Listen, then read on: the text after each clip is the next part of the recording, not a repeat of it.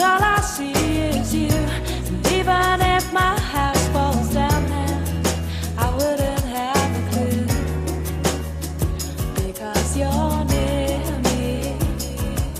And I want to thank you for giving me the best day of my life. And just to be with you is having the best day of my life. This is Nationwide 90 FM, owned and operated by Nationwide News Network. We broadcast from our studios at 6 Bradley Avenue, Kingston 10, Jamaica. Transmitting on the FM 90 band. 90.3 from Peters Rock in St. Andrew and Murphy Hill in St. Anne. Serving Kingston and St. Andrew, St. Catherine, St. Anne, parts of Clarendon, St. Mary, and St. Thomas. 90.5 from Huntley in Manchester. Transmitting to St. Elizabeth, Westmoreland, Manchester, Clarendon, rural St. Andrew, and parts of St. Thomas. And 90.7 from Cooper's Hill in St. Andrew and Flower Hill in St. James. Serving Westmoreland, Hanover, St. James, sections of Trelawney, Kingston, St. Catherine, Clarendon, St. Mary, Portland, and St. Anne. Nationwide 90 FM also broadcasts on the World Wide Web on nationwideradiojm.com and on Flow on channel 916. Nationwide 90 FM, a revolution in media.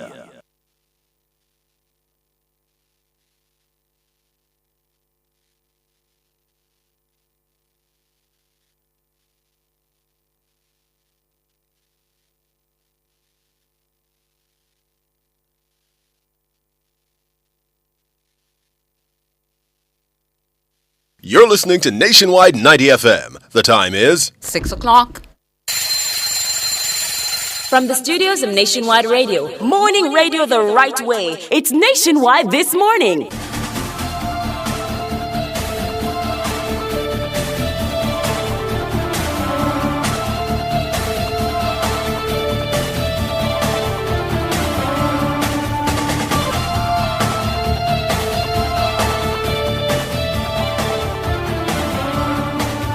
A very good morning to you. I'm Tona Thomas. Coming up in the news at 6 for this morning, Wednesday, June 19, 2024.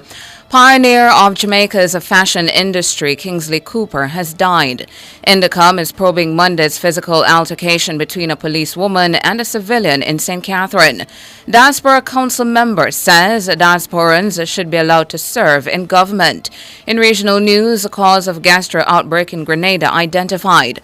In international news, Russia and North Korea signed partnership deal that appears to be the strongest since the Cold War.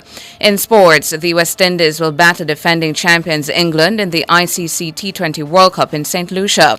And in business this morning, iCreate Limited expected to resume trading on the stock exchange. The details after the break.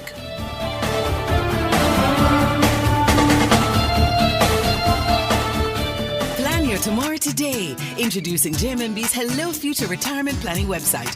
Figure out how much you'll need to be set for life with our calculated tools and tips at your fingertips. Visit hellofuture.jmmb.com and start your journey to your dream retirement today. Conditions apply. Outperform, outlast. With top performance. Easy Jackama.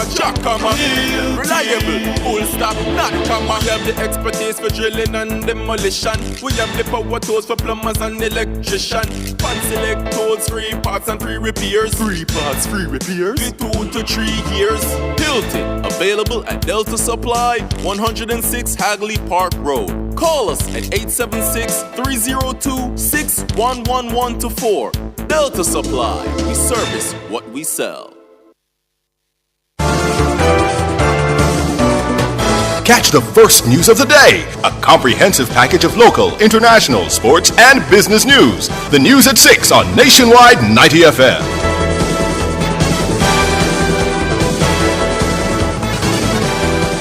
Now to the details.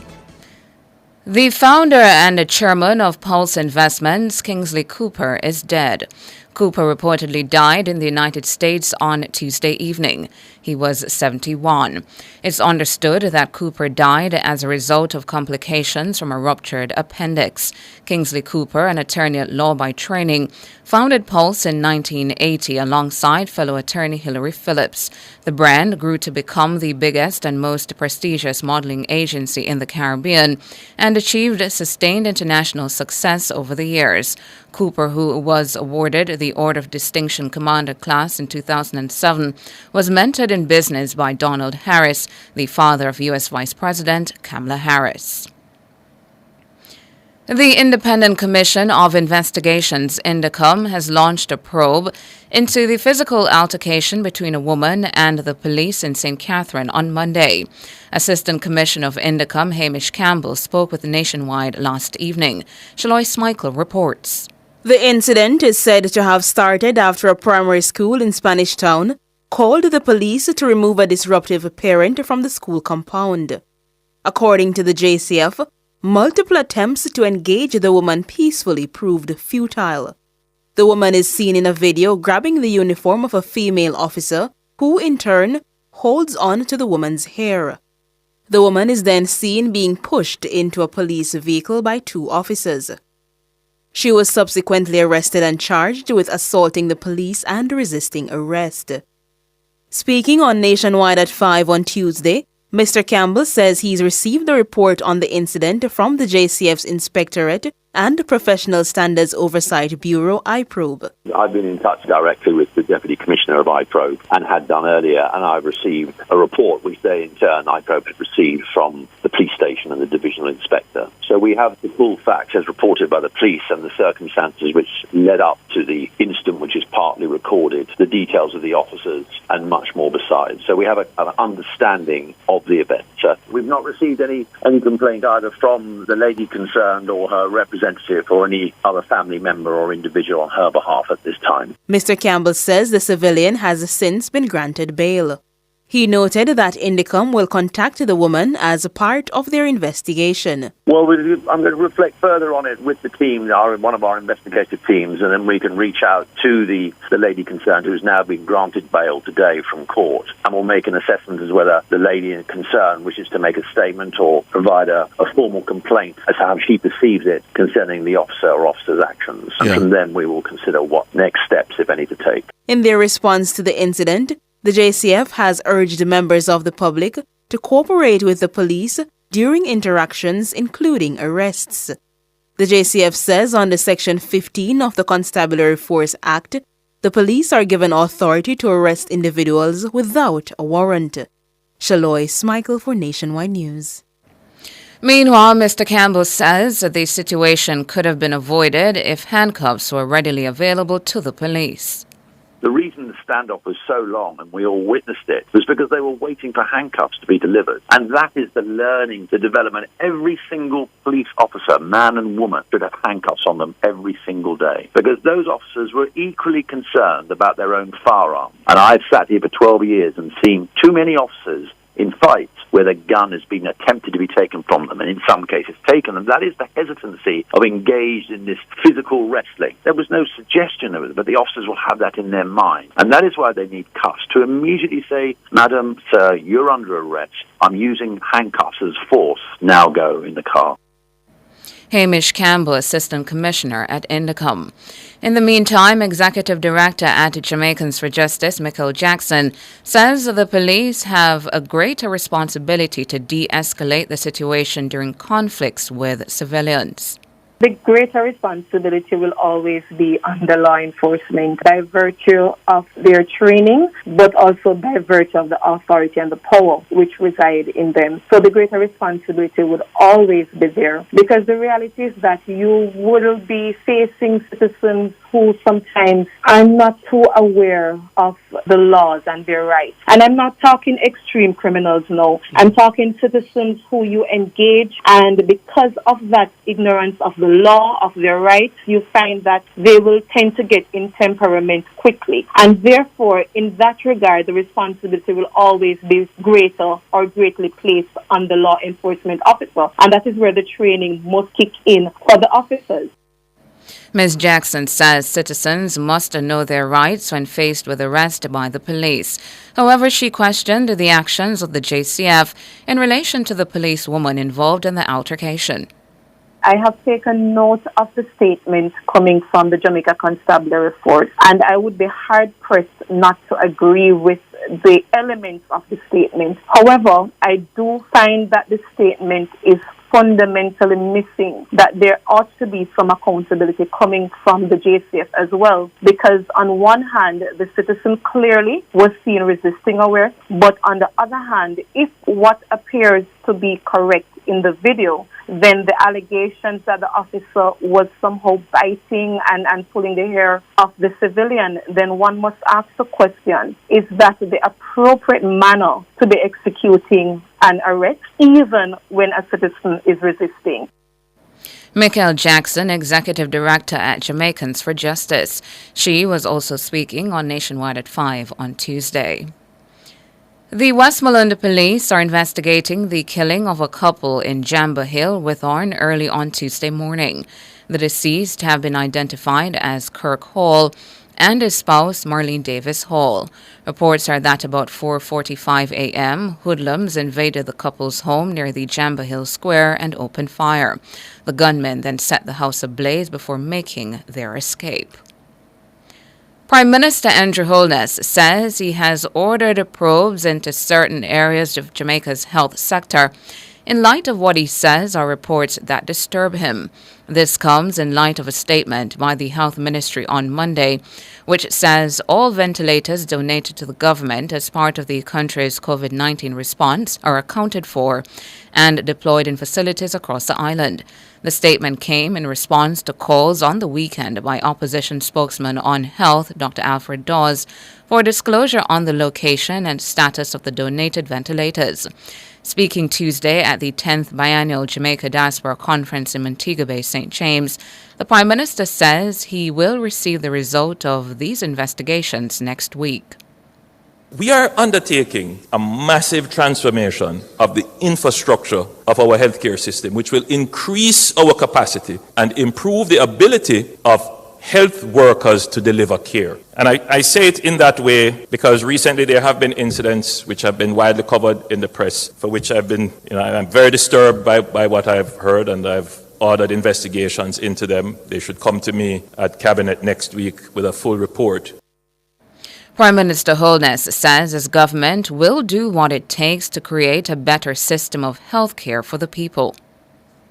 But these are issues that as your government, as your Prime Minister, I take them very deeply to heart, and we commit to doing everything within our powers to ensure that every single Jamaican that needs health care can get access to the health care that they need. Prime Minister Andrew Holness. Meanwhile, Prime Minister Holness says his government has invested more in Jamaica's national security than any previous administration. I heard that the engagement yesterday with the security personnel, that it was very robust, and you got a chance to ask all your difficult questions. And I'm hopeful that it would have changed certain perceptions about what Jamaica is doing on the national security front. National security is just one element of peace building. Peace building is a very multi-layered and complex policy strategy. But on the national security element, Jamaica has never had the level of investment in our national security apparatus than has occurred under this administration. The Prime Minister highlighted the procurement of cutting-edge technology tools and an increase in the number of persons recruited to the constabulary force as evidence of the investment.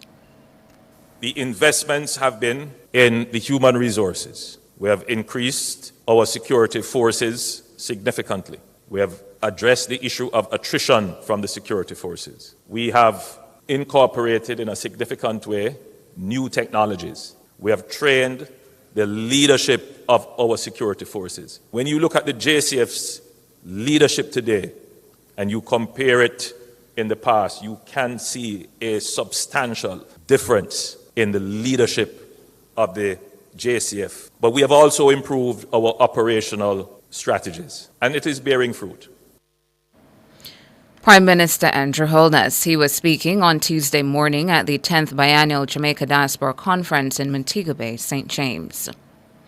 Now, a diaspora activist with the Global Jamaica Diaspora Council, Blaine Stoddart, says members of the Jamaican diaspora should be able to serve in government, even as Prime Minister.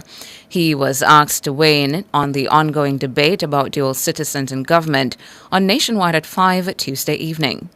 I think the country with the most activist diaspora in the world is Israel. So the question then becomes, how do we become like Israel, where we can invest in the country, have dual citizenship? Your question is, what role can we play politically? I now strongly feel that Jamaicans with dual citizenship, if they're willing to live and invest in Jamaica, they should be able to run for public office, including the office of the Prime Minister. And I never felt that way before. But the society is becoming so global that you cannot kick us off the rock when we are the largest investors on the rock, larger than tourism. Mr. Stoddart was one of the panelists at the 10th Biennial Jamaica Diaspora Conference underway in Montego Bay, St. James. Even as he touted the significant investment made by the diaspora in the local economy, he notes that any dual citizen wanting to assume public office in Jamaica should be loyal to the country.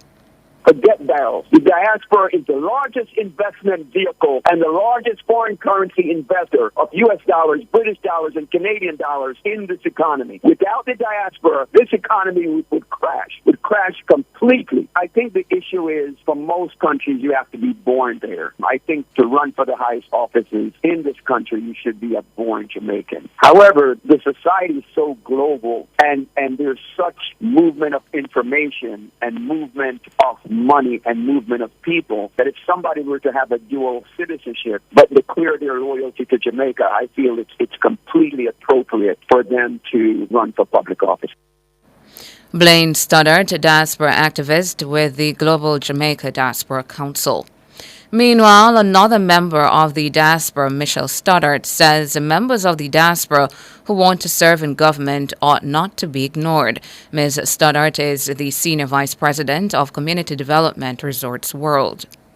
If the country says the politics is that I must come home to be involved in the politics, I think that's a reasonable thing to say, right? And one can choose to come back. But then if one chooses to come back, we're going to have an argument about, oh, but you were away. So we have to be a little more open-minded to the entire process, and we have to be less judgmental about it, and we have to, again, look at what is going to help the country as a whole. Because just in the sheer fact that we have numbers saying there are more people, more Jamaicans, or more people claiming to be Jamaicans outside of the country than inside of the country, what sense does it make to reject all these people? Please tell me. Michelle Stoddart, Senior Vice President of Community Development Resorts World. She was also speaking on Nationwide at 5 on Tuesday. And that's it for the local segment of the news. Up next, regional and international.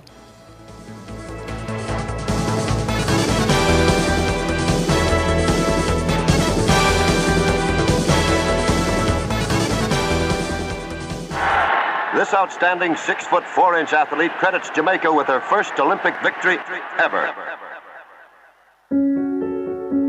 Jamaica is filled with Olympians. World record holder McLeod dashes into the lead. We must never forget the forerunners of Jamaican Olympic greatness. Coming into the home stretch, it's Wint who challenges the leader. Win or lose, athletes never forget their Olympic experience. Fairly not Ian, devastated, another world-class field. And Hemmings is going to do it. Hemmings wins it, she's the champion.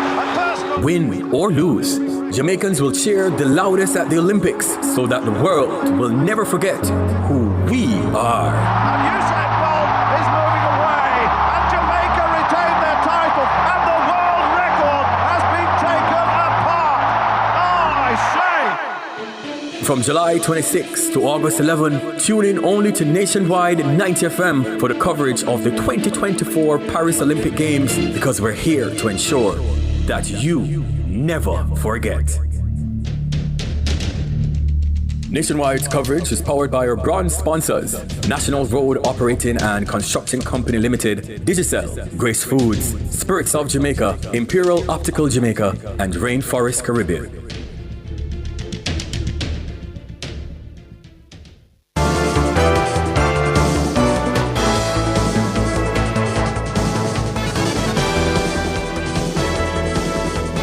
In regional and international news this morning, regional news, the Trinidad-based Caribbean Public Health Agency, CARFA, has identified the cause of the gastroenteritis outbreak in Grenada.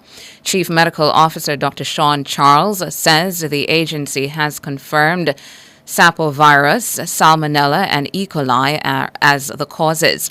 The Ministry of Health, in its weekly report for the period ending June 9, said there had been 155 cases of gastroenteritis recorded in both the public and private healthcare sector, a 27% increase over the previous week. Gastroenteritis is described as a sudden onset of diarrhea with or without fever. It may also include vomiting. In international news now, Russian President Vladimir Putin and North Korean leader Kim Jong-un have signed a new partnership that includes a vow of mutual aid if either country is attacked. The deal was struck Wednesday during a summit that came as both face escalating standoffs with the West. The details of the partnership were not immediately clear, but both leaders have described it as a major upgrade of their ties. It could mark the strongest connection between Moscow and Pyongyang since the Soviet Union collapsed in 1991. Putin is visiting North Korea for the first time in 24 years. And that's it for regional and international. Up next, sports.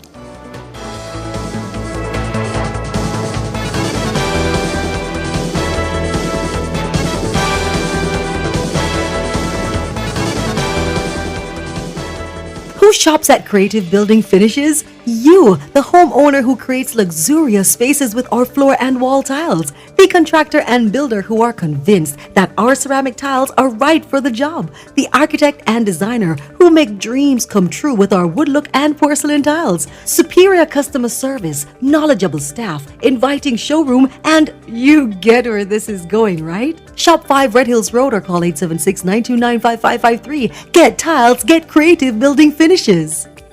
Excerpt from Minister Desmond McKenzie's sectoral presentation, brought to you by the Ministry of Local Government and Community Development. I can't describe the smile on the faces of people when you hand them the keys to their indigent. A little boardhouse, Madam Speaker, nothing is wrong with a boardhouse. This government is thinking beyond that, Madam Speaker. And we have been building solid concrete structure, Madam Speaker. And we not only build these houses, Madam Speaker, we put furniture in them, Madam Speaker. The government has provided another $150 million, Madam Speaker, to roll out more social houses. And we are going to, Madam Speaker, be putting in solar system. These houses, Madam Speaker, will lift the standard of living for many Jamaicans. Excerpt from Minister Desmond McKenzie's sectoral presentation, brought to you by the Ministry of Local Government and Community Development. Does your organization need help to achieve compliance with the Data Protection Act? Contact We Manage Trust today at 876-339-5982 or email info@wemanagetrust.com. Let their team help you to achieve compliance with confidence and learn about their tailored MSME packages. We Manage Trust, the data protection experts. Give them a call at 876-339-5982. That's 876-339-5982. Call them today.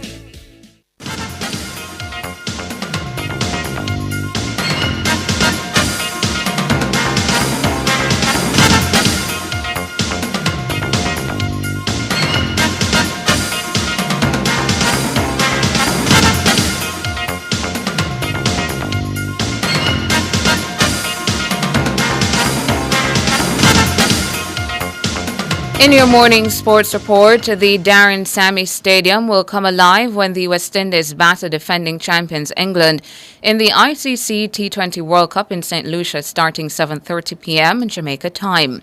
England were unconvincing in the group stage and sneaked into the Super 8s with a better net run rate over Scotland, who were beaten by Australia in their last group game, when a win by the Scots would have eliminated England. Windies skipper Rovman Powell says England possess several specialists who can spark in the second phase of the tournament. It's not necessarily send them a message, it's just to show them that as much as they are playing good cricket, we are playing good cricket. So come Wednesday night, it should be a very good game. Rovman Powell. West Indies women's spin bowler Karishma Ramharak says the players are naturally disappointed with their below-par performances in the first two games of their three-match ODI series against hosts Sri Lanka at the Mahinda Rajapaksa International Cricket Stadium. The Windies suffered a 6-wicket defeat in the first match before going down by 5 wickets in Game 2. Ramharak says the players need to do some introspection. We knew coming here how important these points were and still is for the World Cup qualification next year. So I believe us putting aside what has happened and going on to the next game with a bigger effort to gain those 2 points. We have what it takes to win games. We just have to keep believing in ourselves and we'll get there. The team is obviously disappointed with the last 2 games that we played, but we had a team chat right after and we basically spoke about how important each of us are to the setup and for us to find ways within ourselves to help the team win cricket games. Everyone holds themselves accountable and is looking forward to putting up a better fight for the remaining matches here. Karishma Ramharak, the third ODI, is set for the same venue on Friday. 2016 Olympic champion Omar McLeod believes he's on his way back to world-class form after winning the 110 meters hurdles at the Pava Nurmi Games, a World Continental Gold meeting in Turkey on Tuesday. McLeod won the event in 14.14 seconds. After taking a break last year, McLeod says he's again experiencing what it feels like to run fast. The last 2 hurdles started to come up really quick, and it's the first time in a long time. I mean, I took a year off last year, but that was the first time all season I felt what it's like to run fast again. My body was just like, oh snap, like this is what it feels like. I need to react. I hit the last 2 hurdles really bad, so took a lot off my time. I could have easily went 13-0, I feel like. He says there are a few areas in his technique that need fixing before he's ready for the national trials and the Olympics. Coach told me, because we did 12 hurdles last week, we started to get into the rhythm of it, and coach was like, expect the hurdle get out and expect the hurdle to come up. But I did not expect it to come that fast. I got out and the hurdle started to come up really fast. So like I said, it's a step in the right direction. I've been there before, my body has been there before, so that was the wake up call that I needed to be like, okay, like that's what it feels like at the last 3 hurdles. So I need to, if I get out, my start is getting back. So I need to put the last part of the race together, and I will be just fine, I feel like. Omar McLeod. It's now time for the Nationwide Olympic Fact, sponsored by the Real Estate Board and Commission of Strata Corporations. This is Nationwide's Olympic Facts, brought to you by the Real Estate Board and the Commission of Strata Corporations. Did you know that Dion Hemmings is the first Jamaican woman to win individual gold at an Olympic Games? Yes, that's a fact. Dion Hemmings created history when she won gold in the women's 400 meters hurdles at the 1996 Olympics in a then Games record time of 52.82 seconds. That was Nationwide's Olympic Facts, brought to you by the Real Estate Board and the Commission of Strata Corporations. And that's it for your morning sports.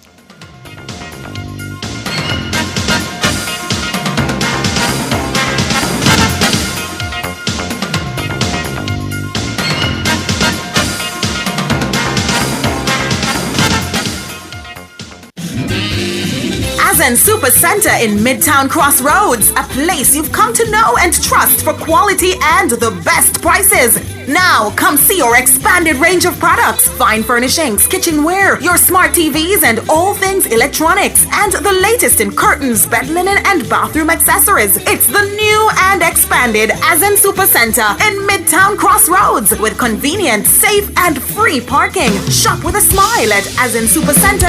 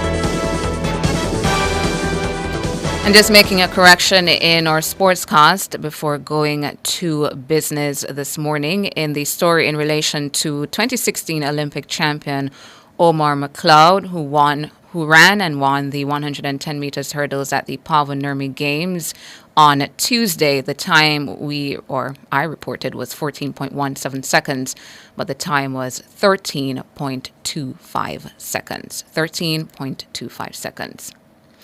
In business this morning now, iCreate Limited, which trades under the symbol iCreate on the Jamaica Stock Exchange, will resume the trading of its ordinary shares effective today, Wednesday, June 19. That's according to a statement issued by the JSC.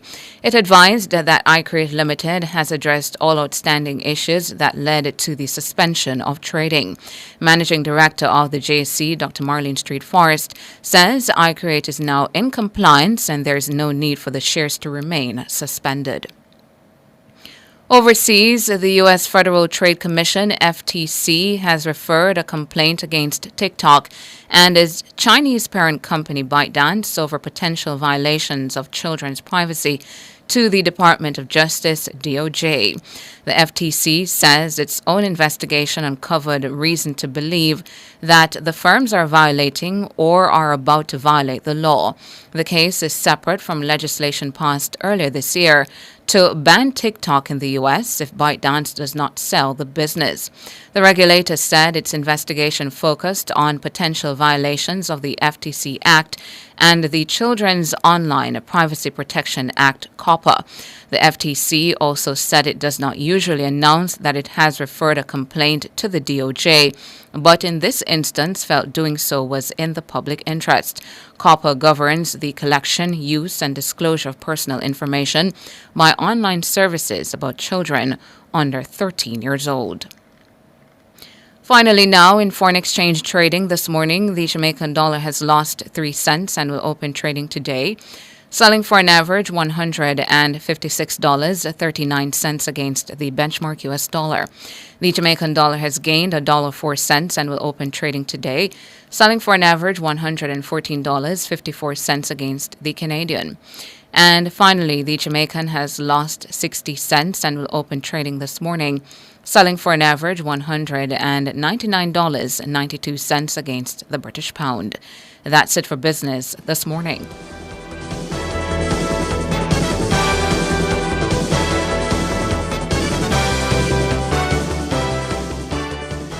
For all your musical needs, visit the Music Mart, the most complete music store in Jamaica. Telephone 876-960-7712. The time brought to you by the Music Mart is 6:32. Is your money idling when it could be thriving? With CIBC Caribbean's fixed deposit offering, you can take charge of your cash. With 50,000 Jamaican to start, choose terms from 30 days to 2 years. Lock in your funds and enjoy premium rates guaranteed to grow your wealth. Whether you're eyeing short or long-term gains, our fixed deposit account puts you firmly in control of your money. Now is the time to open a CIBC fixed deposit account and start earning more today. CIBC, ambitions made real. For all your electrical needs, visit ABC Electrical Sales. They stock a wide variety of electrical supplies including plugs, switches, panel boards and conduits, plus energy-saving fixtures. ABC Electrical Sales stocks brands like GE, Siemens, Philips, Cutler Hammer and Allen Bradley. They also offer free island-wide delivery just to suit your needs. Visit them at Shop 8, Hagley Park Plaza, Kingston 10 or call 876-754-3714-5 or 876-754-3825-8. ABC Electrical Sales for a better choice in the electrical business. Drive Hyundai vehicles beyond your dreams with an exclusive 5.99% interest rate. Yes, shop Hyundai vehicles and get a super low 5.99% interest rate on your car loan. Plus 2 years free service, 1 year insurance, and 5 years warranty. Offer valid on all 2024 Hyundai vehicles. Drive your Hyundai with the lowest interest, 5.99%. Conditions apply. Attention all commuters, your JUTC fares just got lower. Use your Smarter card today and pay only $50. Yes, only $50. Travel safe and hassle-free with the JUTC using your Smarter card. But wait, there's more. Get 3 free rides with your first Smarter card top-up before May 31. With your Smarter card, paying your fare is easier. Say goodbye to coins and hello to hassle-free travel. Don't miss this opportunity when you travel with the JUTC, your route to excellence. Conditions apply.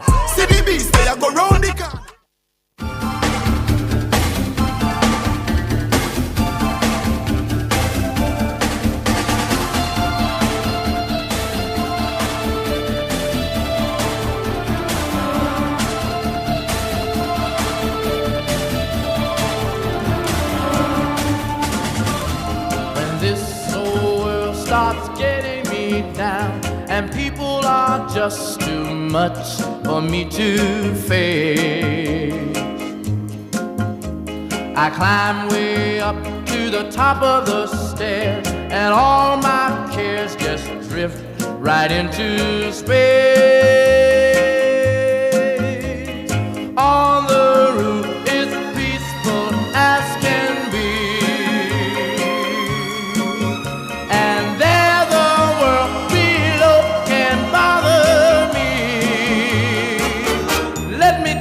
Now when I come home feeling tired and weak, I go up where the air is fresh and sweet. On the roof, I get away from the hustling crowd and all that rat race noise down in the street. On the roof, the only place I know.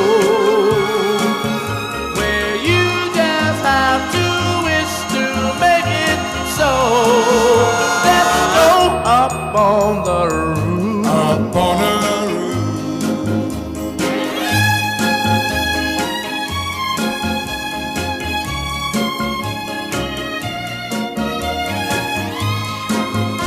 A very good morning to you. Good morning to you. You're tuned in to Nationwide this morning. NTM, thank you so much for coming on over and joining us in this space. It is Wednesday. It is Hump Day. Happy Wednesday to you.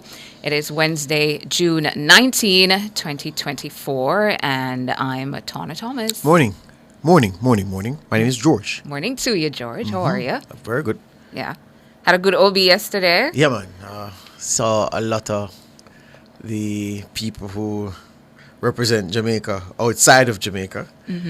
People from all over, from the UK, from North America, from outside. You just reduce the diaspora to the UK, US, Canada. Yeah. There are so many Jamaicans living so many places. I mean, where can you go and not expect to see a Jamaican? And a lot of them journeyed to the Diaspora Conference to participate in the various sessions and to see how they can network. Yeah, so it was very good to be down there with them on Tuesday. Yeah, Tuesday. Yeah, and you got a chance to go inside. Yeah, man. Yeah, we didn't get a chance to go over to the section they call the marketplace because we were to get some interviews, but we were constrained to rove because, of course, the OB location was in one spot. And we couldn't, for instance, the Prime Minister, we were getting an interview there because he couldn't stop based on the schedule. So we were saying, okay, walk and come across. So we couldn't go across to the marketplace where the booths were, hundreds of booths, and, all of that. I saw the Jamaica's Consul General in New York, Alcione Roach Wilson. Haven't seen her in a minute. Getting to reacquaint. She was there and just having some off the record conversations about things that have been happening, and interesting perspectives she gave with the agitation among the diaspora group and people jostling for position and people wanting to stake their claim for much. And I don't know if you heard, but there was one lady I was interviewing, Aisha Rainford. She's from the group Jamaica Women in Florida. And I asked of her, I said, look, given that your group gives to Jamaica because they have a girls' home, Melody House, that they take care of for abused girls, wards of the state. And I said, given that you and your colleagues give, do you expect in return? And she said, she looked at me like, but that's an odd question. And I said, yeah, I know it's an odd question, but it is in the context of so many people in the diaspora saying that, boy, they give. Now is their time to get. And I said, do you look at give? And then she said, no, I see what you mean. And she said, no, because the getting is in the giving, if you understand. We give to people who are less fortunate, people who find themselves in difficult circumstances. And when they succeed, that's the getting. And it's in the when they satisfaction do well, of helping them. yes, yes, that's the getting. Yeah. It's just like persons who send home money to their families. When you see your families being able to put a meal on their table, send your nieces and nephews or whomever to school and all of that, that should be the ultimate getting, to my mind. Yeah. And you have to be. I have to slow myself down when thinking and speaking about certain aspects of the diaspora and diaspora relations, because you don't want to pour cold water on the efforts of those who come together and are helping in what is a small area, but in their small way, they are helping significantly in Jamaica. But at the same time, there are some people, say you're in the USA, say for instance you're in Atlanta, and you're part of a group of 20 people, and you are getting some supplies, whether medical supplies or something else, together to send to Jamaica. And you've been doing this for over time. You get a little bit of things, a little stuff here and there, and you send it off. And you now believe that since you and your colleagues help in this small way, you're entitled to come here and serve as member of parliament. I don't understand it, because the scale is just different. And they say, well, yes, we are helping people. We are helping people to go to school. Yes, of course you are. But the highest levels of representation. In other words, they, from the outside looking in, Jamaica's small, little place. You know what I mean? We are here in the big old United States, and look at what we're doing. And if we can coordinate laptops and school bags and this and that, what is our country to help run? That's the reasoning. And you're saying, are you listening to yourself? It's not like that. And the thing is, I don't understand how you assert your right to be eligible to run for office in a place that you're not living in, and in a place that you have an alternative to, when the people you are looking to lead have no alternative to the place that you're in. I'm screaming, Tana, asking someone to emerge from the fog to tell me how that makes sense, because I can't see it for myself. I'm not closed-minded to it, because I imagine that somewhere, somehow, there's some reasoning that can take me away from the morass of ignorance on this issue. But tell me how you are leading people living here, but you as the leader have an alternative to here. Me can't understand that. Yeah. Well, I tell you, George, as well as our listeners, I believe it's today. Today is the final day. Yes. And today, I believe it's today that they will be having the sessions having to do with constitutional reform. So I look forward to that session. I'm sure you'll hear a lot of the members of the diaspora taking to the floor and expressing their views on whether or not, they should have that level of participation in the country while being dual citizens. And you see, again, this is where, again, careful speaking comes in, because, again, you don't want to downplay the effort of many in the diaspora who have done great things for small groups in this country, and by extension, that small group assistance that they've given time and time again has redounded to benefit the country significantly. But there are many people outside Jamaica, and we just have to be stark about it. There are many people outside of Jamaica who are part of diaspora groups who are helping, who would just be faces in the crowd if they were in Jamaica. They wouldn't hold no significant position, no position of influence. They would be nowhere near the seat of power that they are aspiring to now that they are outside. You understand? It's just like if you were a man or a woman, you're the master of hounds at Buckingham Palace. You're in charge of the dogs. Yeah, you're master of hounds. But because you are a member of staff at Buckingham Palace, the Queen I work for, the King now, sorry, the King Charles, yeah? You're the master of hounds at Buckingham Palace. You leave that and believe that if I go to Jamaica, I'm supposed to run the place because Tana, excuse me. Yeah. Tana, excuse me. Yeah, I get the point. I don't understand it. Yeah, I get the point. I say the conversation is still out there, and we have some ways to go with constitutional reform, and I'm sure we'll continue this conversation.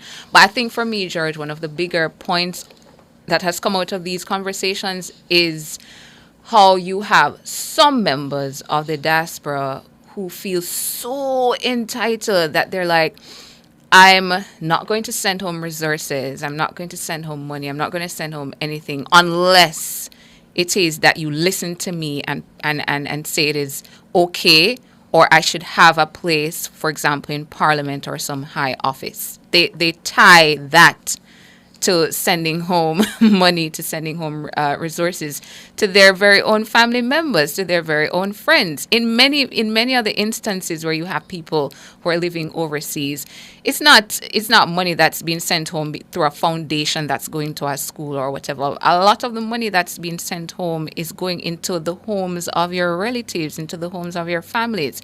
Why would you tie that to saying if it is that you don't get the opportunity to be in higher office of some sort in Jamaica, you're going to withhold that? well, guess what? I'm happy you mentioned that, because this program this morning is where that reasoning emerged several weeks ago. You and I were here when we made that same point. And we had somebody that very morning that called in to say the very thing. Exactly. They're going to stop sending home things. Can whatever you imagine? The things you remember that are, gentleman? Yes. Because... Yeah. So it is just base reasoning. And one of the things that some of our friends are forgetting, MP work is not appointment. No.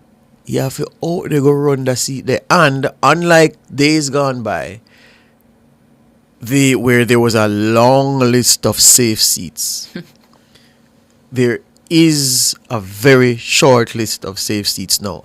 And within the political parties, the battle for safe seats is like Mortal Kombat. Yeah? And so the rest of them that are available, and people who have been soldiering in this, as you like to say, spaces for the respective parties. So the party leader must know, so, well, Mary Brown is coming from Florida, coming back home. So, you know, I worked the seat for 3 years now, but here what I do. Just go inside and make Mary Brown see if she can win it for it. These are not appointments, so nobody's going to appoint you anywhere and you have to come and run. But look. And then when Mary Brown comes in, loses the seat, we're like, okay, I'm going back to Florida. Gone again. So I'm just saying, people, the Project Jamaica needs help from everywhere it can get it. You're helping in your way. There is space for you to influence the direction of the country and the policy of the country. And I'm all for the diaspora being very active and to demand that the government listens to what they say insofar as what they think is best for the country that but they you live. shouldn't feel that everything that you place on the table must go. No entitlement. Should form policy. No, and those in the diaspora are no more closer to entitlement than we here. Yeah? So I'm just saying, people, sometimes we take ourselves too seriously, you know. Before we go, Sometimes we take George, ourselves you too were seriously. there yesterday. Did you see any meetings held afterwards to assess what happened in the sessions? No. Because I didn't see that. because we did have a conversation a couple weeks ago with this whole drama and controversy around a parallel conference. Yeah. It was being called. I just wanted to know if you saw any activity like that. Pinocchio and his master wasn't. I didn't see them. Yeah. Well, let's not talk too quick because today is the final day. Yeah. So maybe you are waiting everything for just do a one wrap. A one wrap. Let us see.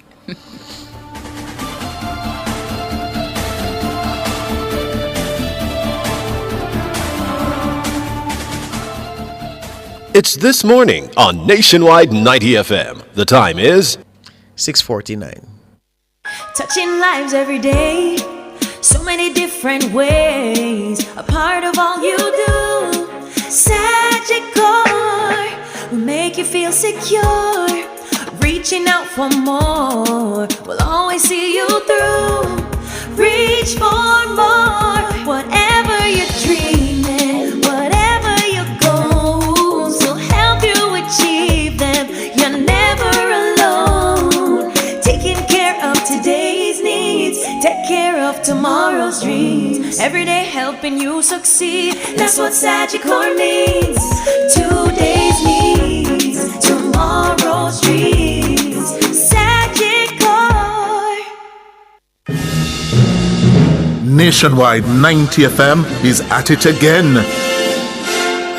Team Revolution will clear every hurdle and sprint to the finish line as we cover the games of the 33rd Olympiad from Paris, the city of love.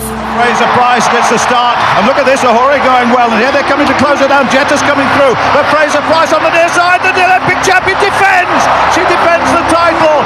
Wonderful run by Shelly Ann. Nationwide's coverage is powered by our diamond sponsor, Pizza Hut. Now, that's delivering from all locations, island-wide.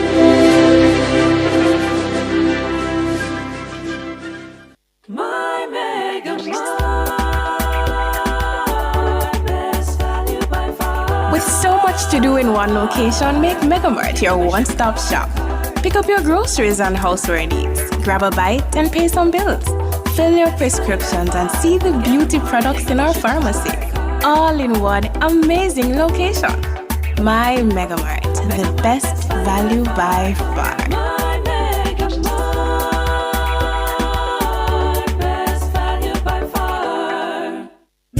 Live exquisite this year with new arrival black and chrome fixtures for your home at Unique Living. Select from a wide variety of rain shower systems, fabulous faucets, and stylish sinks to suit your kitchen and bathrooms. Get uncompromised quality and style unique to you. Shop everything new at Unique Living, Jamaica's leading shower and faucets provider. Visit shop number 630 Dunrobin Avenue, Kingston 10, or call 876-755-3661 to 2.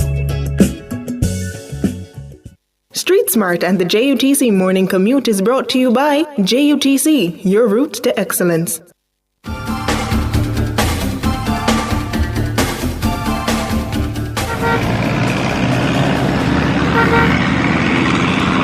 Someone in the YouTube chat says having a diasporan as an MP is not an issue because in Jamaica you have MP who don't live in them constituency. So their constituency is foreign? Jesus, take the wheel. What kind of reasoning that? Anyway. Still Jamaica. Lotlo, good morning. Good morning, Lotlo. How are you? What's happening on the road? Morning, George. Morning, Tana. Morning to you. I got a joke from yesterday, but I can't remember exactly. But I know it has to do with the crowd. Oh, the crowd there?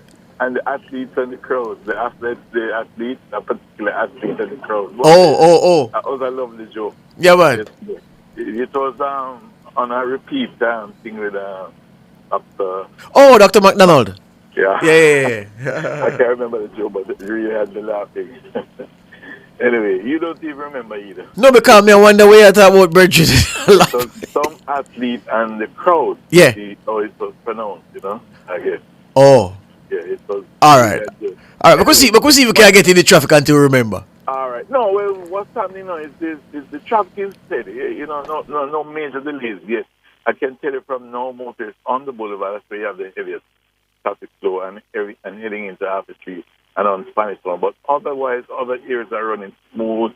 Maninville Road down, Shortwood Road, going across the Barbican Road here and going around to East King's House. If you're in the Mona area, going through Mona, going across to Wellington Drive, then onto Monroe Road. It's pretty good going all the way down to Olaford. If you're the top of Mountain View, it is all slowing halfway going down towards the vicinity of the library. Some is good. So in that space, you have no problems yet. But things will pick up later as the morning progresses. I remember some schools, the exams are late, and some maybe the exams are over, so it's not so burdensome at this time of the month, but I can say this will pick up late. Pick up first support until about 7, 8 to start here. Thank you, Lotlo. Lotlo McLeod there with Street Smarts. One up next, the word of the day. Street Smart and the JUTC Morning Commute was brought to you by JUTC, your route to excellence.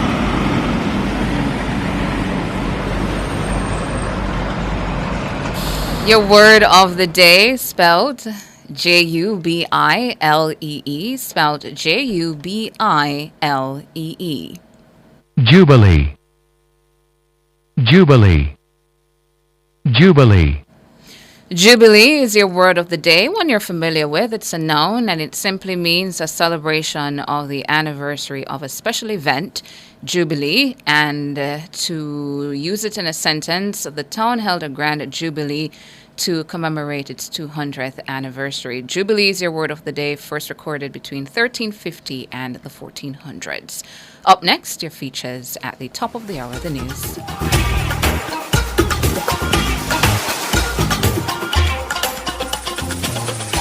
Emergencies come in all forms: automobile accidents, bite wounds, burns, heat stroke, poisoning, seizures, and more. In Pet World today, CPR for an unconscious or unresponsive dog. Here is veterinarian Dr. Erica Tinson with how to perform CPR on an unresponsive dog. Before starting CPR, it's important to check for airway breathing and circulation. You can recognize an animal in cardiopulmonary arrest by it being unconscious and not breathing at all. To check for breathing, look for the chest wall rising and falling. Try to wake the animal from its state. It's important that this process doesn't take any more than 10 to 15 seconds. Before starting CPR, try to call for help. There are a few key components in performing CPR correctly.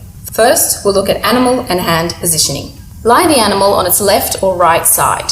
For round-chested dogs, like Labradors or mid to large breed dogs, perform compressions over the highest point of the chest. For keel-chested dogs, like Boxers and Dobermans, or small dogs and cats, perform compressions directly over the point of the heart. You can locate the point of the heart by moving the elbow backward slightly to the point where it meets the chest. There are exceptions, and these are the flat-chested breed dogs, like the French Bulldogs. In these breeds, you'll need to roll the animal onto its back and perform compressions directly over the sternum. Secondly, we'll just look at the correct hand technique to be used during CPR. We use a double-handed technique whereby one hand is positioned over the top of the other hand. The shoulders are positioned directly over the hands and the elbows should be locked. Dr. Tinson says chest compression on an unresponsive dog should be hard, especially in large breed dogs.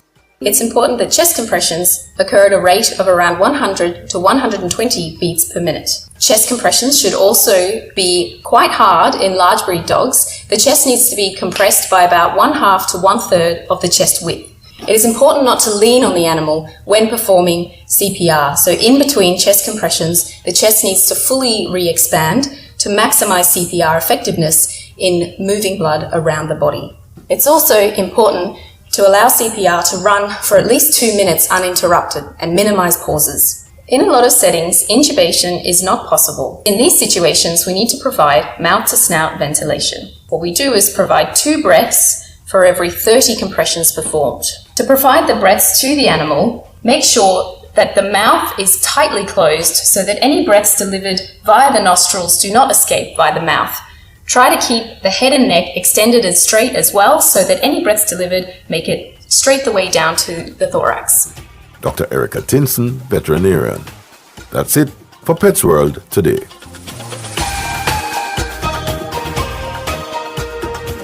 Fearless and fair, Nationwide 90 FM. You've finally moved into your new home, and so you're hosting a housewarming party to show off the new space to your close family and friends. But in preparation, where do you even start? I've got you covered. I'm Tana, and it's time for your lifestyle pages. First of all, you want to send out a save the date to all your invitees. Once that is out the way, begin to craft your official invitation. You can choose to be creative with a theme. Call all your guests to ensure you know their food preferences. You want to make sure you're catering to everyone. On the day of the housewarming party, make sure to point all your guests to where the bathroom is, especially the women. We're always checking and fixing. Plan activities. You know, once the meet and greet and the tour is over, persons will be standing by to see what next is coming. I'm Tana. Until next time, that has been your Lifestyle Pages.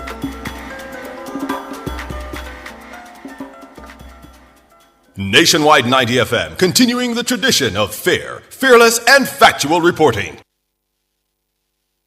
From Negril Point to Morant Bay, a little kindness can go a far way. The time by the Jamaica Information Service is... News time, 7 o'clock. If you need to build it, plumb it, weld it, pave it, or power it, National Supply has it. Get the best brands for the job at Jamaica's Industrial Hardware Superstore, Kingston or Bay. The temperature by National Supply is 28 degrees Celsius in Kingston, 26 degrees Celsius in Montego Bay.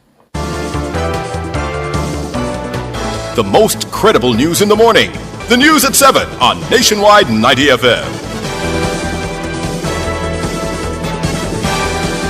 Coming up in the news this morning, Wednesday, June 19, 2024, pioneer of Jamaica's fashion industry, Kingsley Cooper, is dead. Indicom is probing Monday's physical altercation between a policewoman and a civilian in St. Catherine. Diaspora Council member says diasporans should be allowed to serve in the Jamaican government. And in international news, Russia and North Korea signed partnership deal that appears to be the strongest since the Cold War.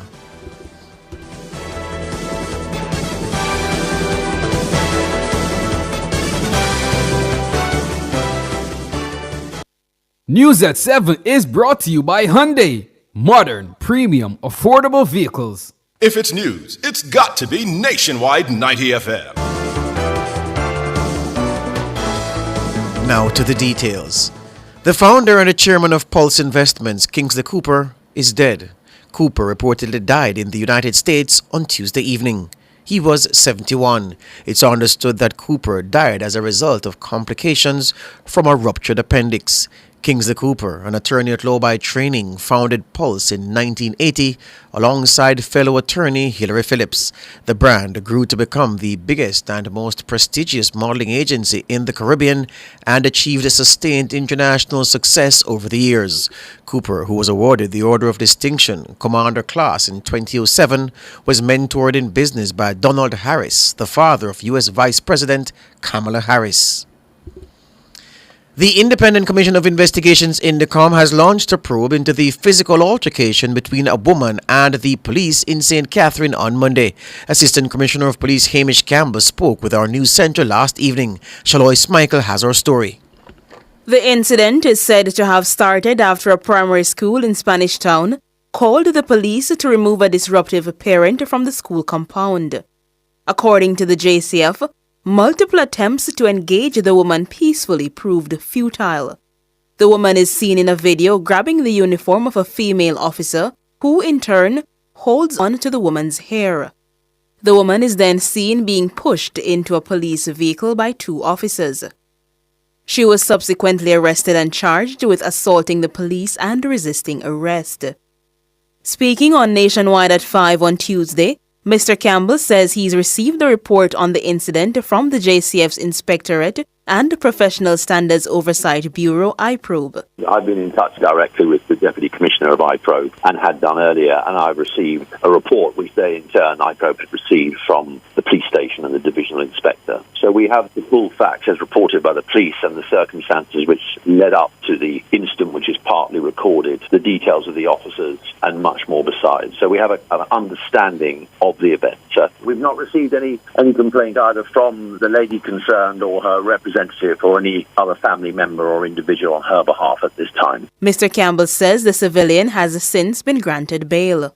He noted that Indicom will contact the woman as a part of their investigation. Well, I'm going to reflect further on it with the team, one of our investigative teams, and then we can reach out to the lady concerned who's now been granted bail today from court. And we'll make an assessment as whether the lady in concern wishes to make a statement or provide a formal complaint as to how she perceives it concerning the officer or officer's actions. And from then we will consider what next steps, if any, to take. In their response to the incident, the JCF has urged members of the public to cooperate with the police during interactions, including arrests.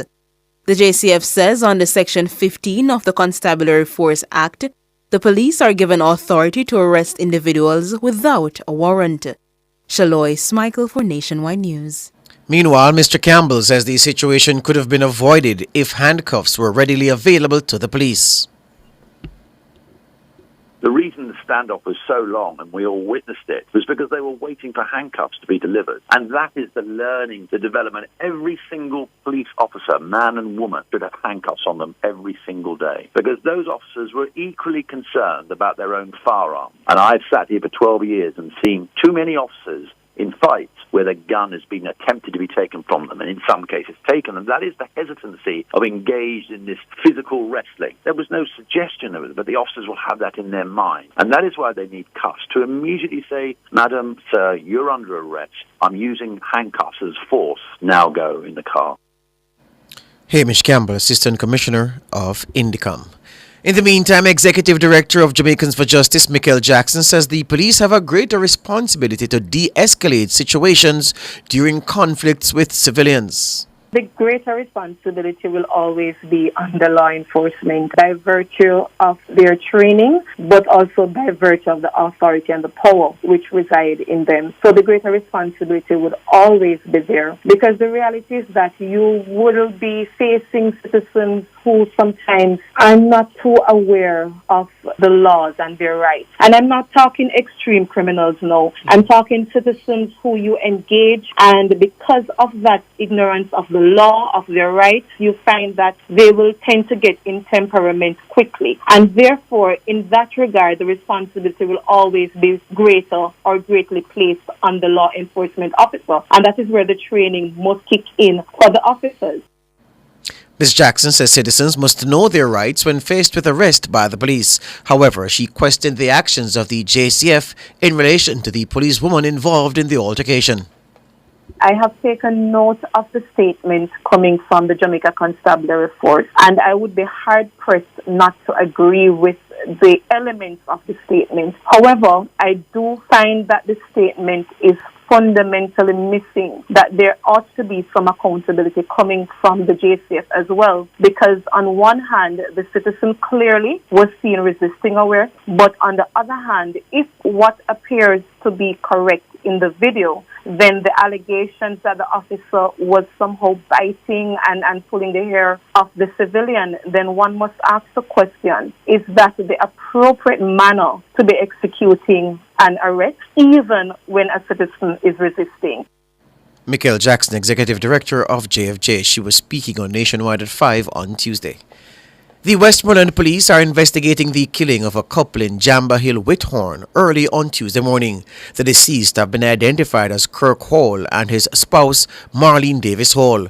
Reports are that about 4:45 a.m., hoodlums invaded the couple's home near the Jamba Hill Square and opened fire. The gunmen then set the house ablaze before making their escape. Prime Minister Andrew Holness says he has ordered probes into recent incidents in the public health sector.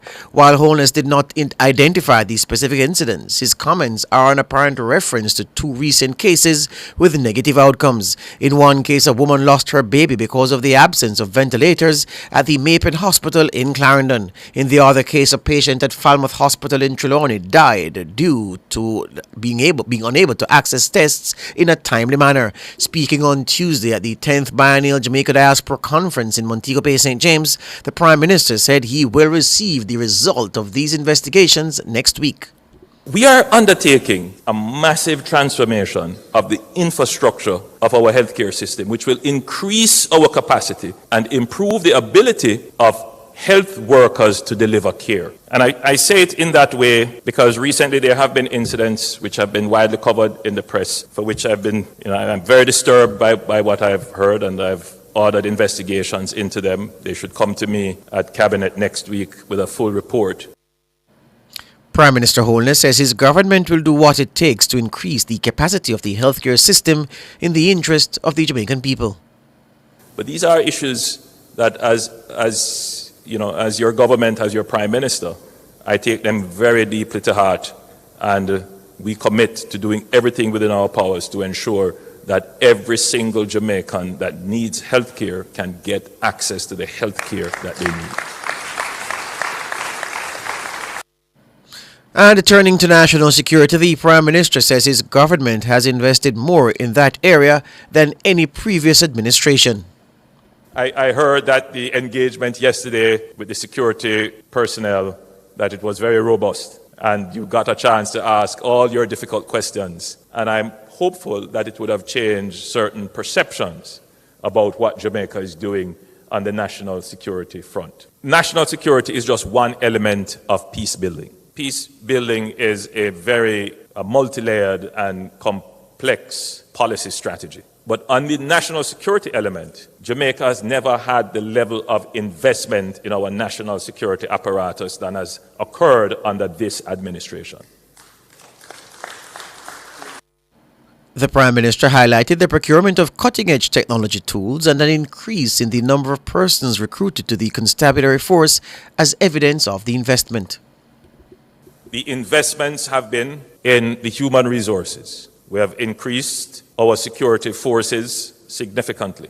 We have addressed the issue of attrition from the security forces. We have incorporated in a significant way new technologies. We have trained the leadership of our security forces. When you look at the JCF's leadership today and you compare it in the past, you can see a substantial difference in the leadership of the JCF. But we have also improved our operational strategies, and it is bearing fruit. Prime Minister Andrew Holness. Diaspora activist with the Global Jamaica Diaspora Council, Blaine Stoddart, says members of the Jamaican diaspora should be able to serve in government even as Prime Minister. He was asked to weigh in on the ongoing debate about dual citizens in government on Nationwide at 5 on Tuesday evening. I think the country with the most activist diaspora in the world is Israel. So the question then becomes, how do we become like Israel, where we can invest in the country, have dual citizenship? Your question is, what role can we play politically? I now strongly feel that Jamaicans with dual citizenship, if they're willing to live and invest in Jamaica, they should be able to run for public office, including the office of the Prime Minister. And I never felt that way before. But the society's becoming so global that you cannot kick us off the rock when we are the largest investors on the rock, larger than tourism. Mr. Stoddart was one of the panelists at the 10th Biennial Jamaica Diaspora Conference underway in Montego Bay, St. James. Even as he touted the significant investment made by the diaspora in the local economy, he notes that any dual citizen wanting to assume public office in Jamaica should be loyal to the country. Forget barrels. The diaspora is the largest investment vehicle and the largest foreign currency investor of U.S. dollars, British dollars, and Canadian dollars in this economy. Without the diaspora, this economy would crash completely. I think the issue is, for most countries, you have to be born there. I think to run for the highest offices in this country, you should be a born Jamaican. However, the society is so global, and there's such movement of information and movement of money and movement of people that if somebody were to have a dual citizenship but declare their loyalty to Jamaica, I feel it's completely appropriate for them to run for public office. Blaine Stoddard, diaspora activist with the Global Jamaica Diaspora Council. Meanwhile, another member of the diaspora, Michelle Stoddard, says members of the diaspora who want to serve in government ought not to be ignored. Ms. Stoddard is the Senior Vice President of Community Development Resorts World. If the country says the politics is that I must come home to be involved in the politics, I think that's a reasonable thing to say, right? And one can choose to come back. But then if one chooses to come back, we're going to have an argument about, oh, but you were away. So we have to be a little more open-minded to the entire process, and we have to be less judgmental about it, and we have to, again, look at what is going to help the country as a whole. Because just in the sheer fact that we have numbers saying there are more people, more Jamaicans, or more people claiming to be Jamaicans outside of the country than inside of the country, what sense does it make to reject all these people? Please tell me. Michelle Stoddard, Senior Vice President of Community Development Resorts World, speaking on Nationwide at 5 on Tuesday. The Trinidad and Tobago-based Caribbean Public Health Agency CARFA has identified the cause of the gastroenteritis outbreak in Grenada. Chief Medical Officer Dr. Sean Charles says the agency has confirmed saprovirus, salmonella, and E. coli as the causes. The Health Ministry, in its weekly report for the period ending June 9, said there were 155 cases of gastroenteritis recorded in both the public and the private health sector, a 27% increase over the previous week. Gastroenteritis is described as sudden onset of diarrhea with or without fever. It may also include vomiting. Further afield now, Russian President Vladimir Putin and North Korean leader Kim Jong-un have signed a new partnership that includes a vow of mutual aid if either country is attacked. The deal was struck on Wednesday during a summit that came as both face escalating standoffs with the West. The details of the partnership were not immediately clear, but both leaders have described it as a major upgrade of their ties. It could mark the strongest connection between Moscow and Pyongyang since the Soviet Union collapsed in 1991. Putin is visiting North Korea for the first time in 24 years. That's the news.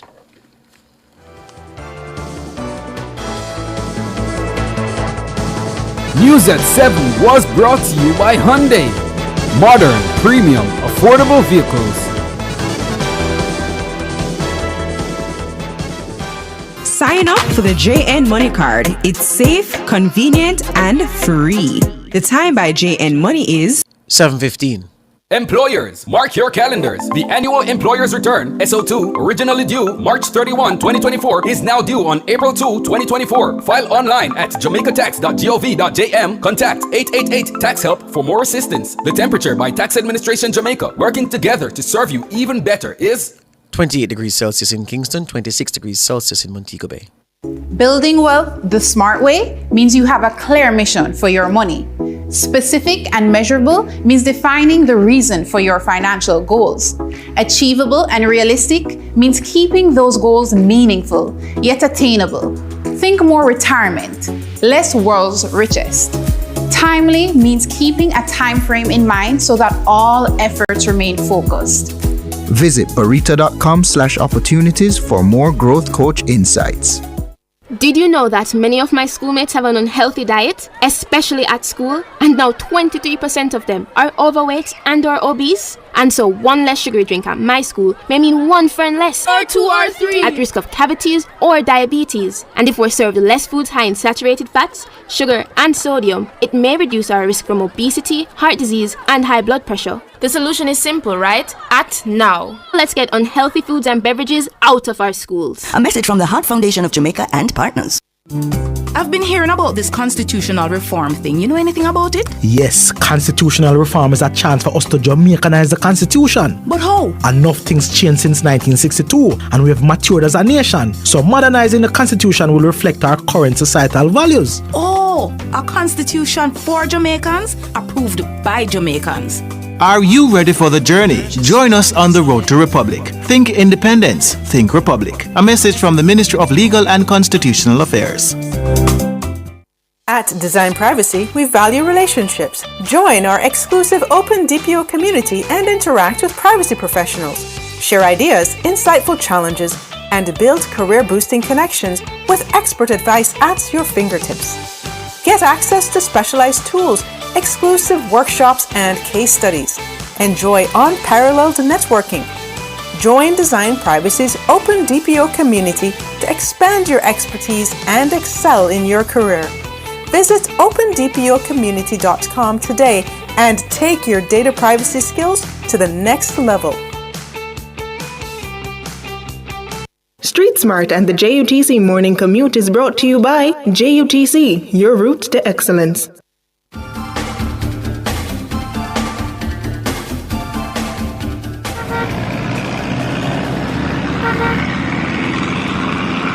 Time now for Street Smart 2 with Ludlow McLeod on the streets of the corporate area. Good morning, Ludlow. Morning, George, and our listeners are Martin Public visitors. Yes, morning time. There's an intersection, George, listeners, at the intersection of Kingston Road, Barbican Road, and Dulwich Drive. Yes, freeway. And what happens? Motorists tend not to stop. Remember, there are stop signs there, so you have to stop. And sometimes motorists get into trouble because the officers are around the corner and they spot everything. So I'm just reminding them. Similarly, there are a number of U-turns on Dunrobin Avenue and Trafalgar Road. Motorists sometimes disobey these U-turns, and as a consequence, you can get into trouble. So U-turns, no right turn 7 a.m. to 7 p.m., please make a note. All right, even if it's a holiday, no right turn 7 a.m. to 7 p.m., Monday to Friday. All right? In the meantime, the traffic is still not too bad. However, I must say, coming off Radius, there is a long line of traffic coming off there to come to the foot of the hill. But by the time you get to other areas like Perkins, it's moving. And if you get onto Barbican, it's moving all the way down, not Barbican, on Malines Road, all the way down to the intersection of Malines and Boulevard. Same thing, Reddy's Road flowing till you get closer down towards East Park. Hanson's thing again, well, coming from Manor Park, there's Stony Hill road to Manor Park, there is traffic, and it's also steady. But when you go around to places like Olivia Road, Shortwood Road, it's really good. Even Barbican Road, coming from Cranston, it's not too bad. Acadia Drive, rough lights, which normally carry a lot of traffic, it's pretty good going. So you won't have much of a problem in this area. And even around the eastern side, if you're on Mountain View, coming up to Deanery, Langston Road, all these areas, Lower Ellis Road, Upper Ellis Road, pretty good going. So it's not too bad. Not so sure what is going to happen later in the course of the morning, but so far, so good. It's back to you, George, in the studio. Thank you, Ludlow. Ludlow McLeod there with Street Smarts 2. Up next, Front Page. Street Smart and the JUTC Morning Commute was brought to you by JUTC, your route to excellence.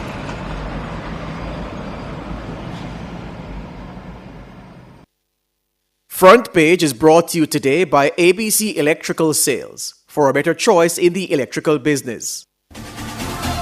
For all your electrical needs, visit ABC Electrical Sales. They stock a wide variety of electrical supplies including plugs, switches, panel boards and conduits, plus energy-saving fixtures. ABC Electrical Sales stocks brands like GE, Siemens, Philips, Cutler Hammer and Allen Bradley. They also offer free island-wide delivery just to suit your needs. Visit them at Shop 8, Hagley Park Plaza, Kingston 10, or call 876-754-3714-5 or 876-754-3825-8. ABC Electrical Sales, for a better choice in the electrical business.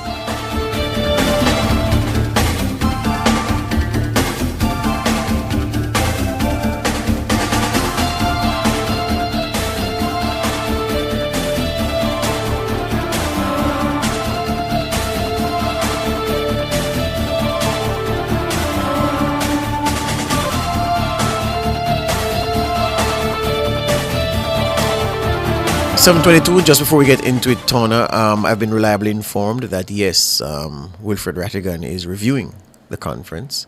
Understood that he had a post-review on Monday. The UWI lecturer, Dr. Knut Thompson, was one of his guests as they analyzed what took place earlier. So the review is on the way. And just before we go further, one of our commenters in the YouTube chat, using the name William Kunte, says, I like Rupert, Ratty, Carlos, and Lonesome. We are going to force ourselves in Jamaica's parliament. Can't expect us to be holding the economy there together through remittances, and we can't lead. To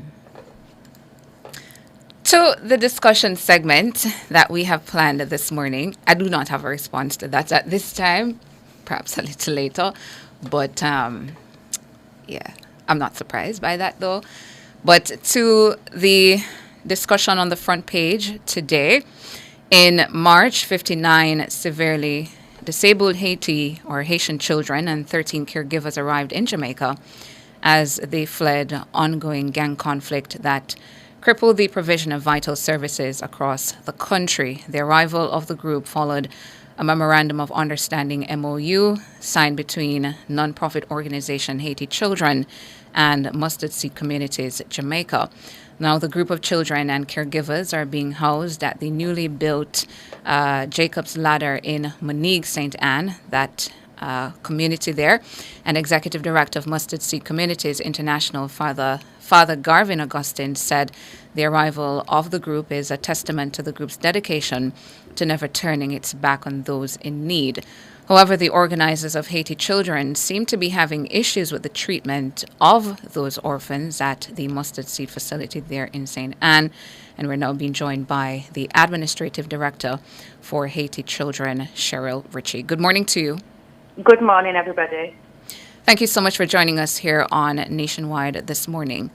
Now, what are the allegations, Ms. Ritchie, that or the circumstances that you're hearing of that would indicate to you that the children, the 59 orphans that are being housed at the facility in St. Anne, are not being treated properly? Well, first of all, we're very, very appreciative of Mustard Seed taking the children in. It's an amazing thing the government did along with Mustard Seed. Nobody can deny that. They would have really suffered, might not have even been alive if the rescue did not happen. The problem we're having is access to medical care. The medical care is in Kingston. The specialists are all based in Kingston. Jamaica has excellent medical care. When we've been able to get to the hospitals, we've had brilliant surgical teams, doctors, nurses. Everything's been perfect at the hospitals. The problem we've been having is Mustard Seed has been saying that Susie Crabaker, which is the mother, the adoptive mother of the children, making out that she's interfering and she's being a nuisance by keep phoning ambulances for the children. But she's hearing reports that the children are critically ill and they really need specialist help at the hospital. So immediately she will call an ambulance. And every ambulance that has been ordered and been sent to the hospital, it's been found to be true. They've been admitted urgently. One's had brain surgery, one's had stomach surgery. So she was doing the right thing by calling those ambulances. The question is, why was Mustard Seed not sending them urgently themselves? So I don't think, personally, this is just my opinion, I don't think Mustard Seed anticipated the overwhelming constant need, which is all the time, it can be daily at times, for the urgent and critical care that was needed from the specialists. So we've had to hire doctors, nurses, paediatricians, nutritionists, psychiatrists, and surgical teams have been involved. I just don't think they anticipated the overwhelming amount of care that they actually needed. So are you saying that there have been some of the orphans who are in critical need of hospital care and that Mustard Seed has not brought those children to the hospital, even when ambulances have been sent for them? Sometimes ambulances were refused to exit the property with any child to the hospital, but it's my belief, my understanding that they've never taken one child to Kingston, to the specialist hospitals, to the hospitals where the specialists are, who the children need. They have malnutrition specialists at the University Hospital of the West Indies, that's where they're based. The Children's Hospital for the Brain Surgery, that was at Bustamante, they did an excellent job. To my knowledge, they haven't took one of the 59 children to Kingston. They have been sending them to St Anne's Bay, but they've been being returned constantly because St Anne's Bay Hospital doesn't have the facilities to deal with some of the special needs that they need. And how many cases of critical care has been identified so far where the children were not taken to Kingston or were denied going into the ambulances and getting that critical care in Kingston? 10 ambulances so far. An immediate brain surgery happened for one child. He was 2 years old. He needed brain surgery. So he hadn't been sent to Kingston. He's had that now. It was successful. They did an amazing job. So thank you to all the surgical teams there. And the other child is still in hospital. He's in the University Hospital, and he's had 2 stomach surgeries, and we're waiting for Professor Duncan's decision whether he might have to fly out and have full intestinal surgery. It's a major surgery, and he's critically ill, and he's been in hospital for 2 months, and nobody took him to Kingston. Nobody went to even to get him help at a local hospital, as far as I know. But Cheryl, pardon me for asking about the information that you receive, because mustard seed communities have a sterling reputation, and many people listening to us now are finding it hard to accept that children in the state that these orphans are would be denied access to health care by Mustard Seed when they themselves can't provide the care. It's extraordinary, Cheryl Richard, to tell you the truth. Yes, well, I've seen all of the residents on site that Mustard Seed take care of, and I agree with you. It's extraordinary. They all look well taken care of, the Jamaican residents, but in these cases, for the 59 orphans who need help, they wasn't taken to the hospital, and I can't answer why. I don't know why. Only Mustard Seed can answer why they didn't recognise that these children urgently needed help and get them to the hospital straight away. So the mother sent ambulances, and all of the medical professionals involved agreed they needed urgent critical care. We'll pick up the conversation. We'll pick up the conversation after the break. We're speaking with the Administrative Director at Haiti Children, Cheryl Richie.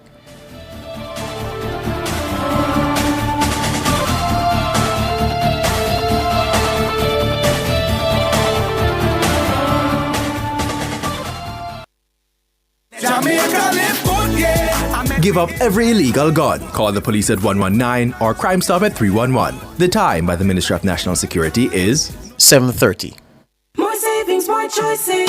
Get active with Active Home Center. The one-stop shop for everything for your home. We have more savings, more choices, unbelievable prices. Wide selection with the latest style. The kitchen, bathroom, right down to the tile. Buy the hottest items on spot, don't miss out. Best options under one roof, no doubt. More savings, more choices. Visit us in store or online at www.activehomecenter.com. We have more savings, more choices. The Coconut Industry Board is hosting its annual meeting of coconut growers June 29, 2024 at the Jamaica Conference Center, 14 to 20 Port Royal Street, Kingston at 10 a.m. Hear the benefits of registered coconut growers, modern research and developments on climate-smart agriculture, the modernization of the Coconut Industry Board, and strategic growth of the sector. Farmers can voice concerns and provide solutions. We look forward to your attendance as we are seeding for the future. The best Burger King with the best tasting burger under the sun. You deserve the best. You are number one. Best. Flame grilling, juicy whopper, cause you deserve it. Yeah, next level, awesome. That's how we serve it. Mama menu done your way. You got the taste rules every day. Flame grilled goodness, you deserve it. Great taste, well done. More flavor, fresh Burger King, best tasting burger under the sun. For all your electrical needs, visit ABC Electrical Sales. They stock a wide variety of electrical supplies including plugs, switches, panel boards and conduits, plus energy-saving fixtures.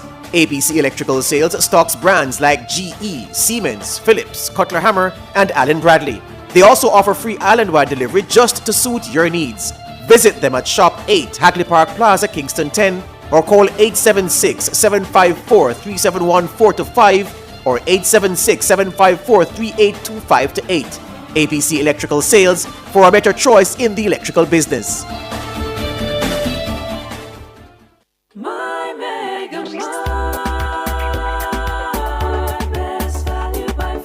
With so much to do in one location, make Megamart your one-stop shop.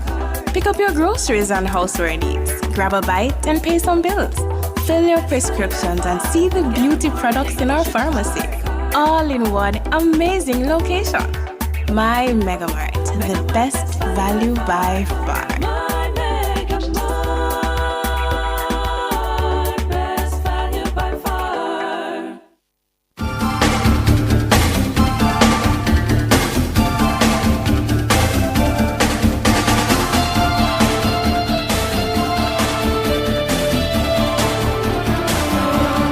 7:33 on this Wednesday morning. We're speaking with the Administrative Director at Haiti Children, Cheryl Ritchie, raising concern about the treatment of a group of Haitian children with severe disabilities who have been taken in at the Ephesus Village, Jacob's Ladder in Monique St. Anne. That's the mustard seed facility. But she says that, look, critical health care that they need, those services were not provided to them. And when ambulances went to take some of those children to seek urgent medical care, in some cases, the ambulances were prevented from leaving the property by the authorities at Mustard Seed. We find the arguments to be extraordinary because it is not in keeping with the sterling reputation that the Mustard Seed communities in Jamaica have. But Cheryl says, look, that's her best information. Speaking with the people who are there and based on her own observation, she's saying that that is indeed the story. So let me get something clear here, Cheryl. I don't want the listeners to get the impression that a child who needed brain surgery was denied that facility by Mustard Seed.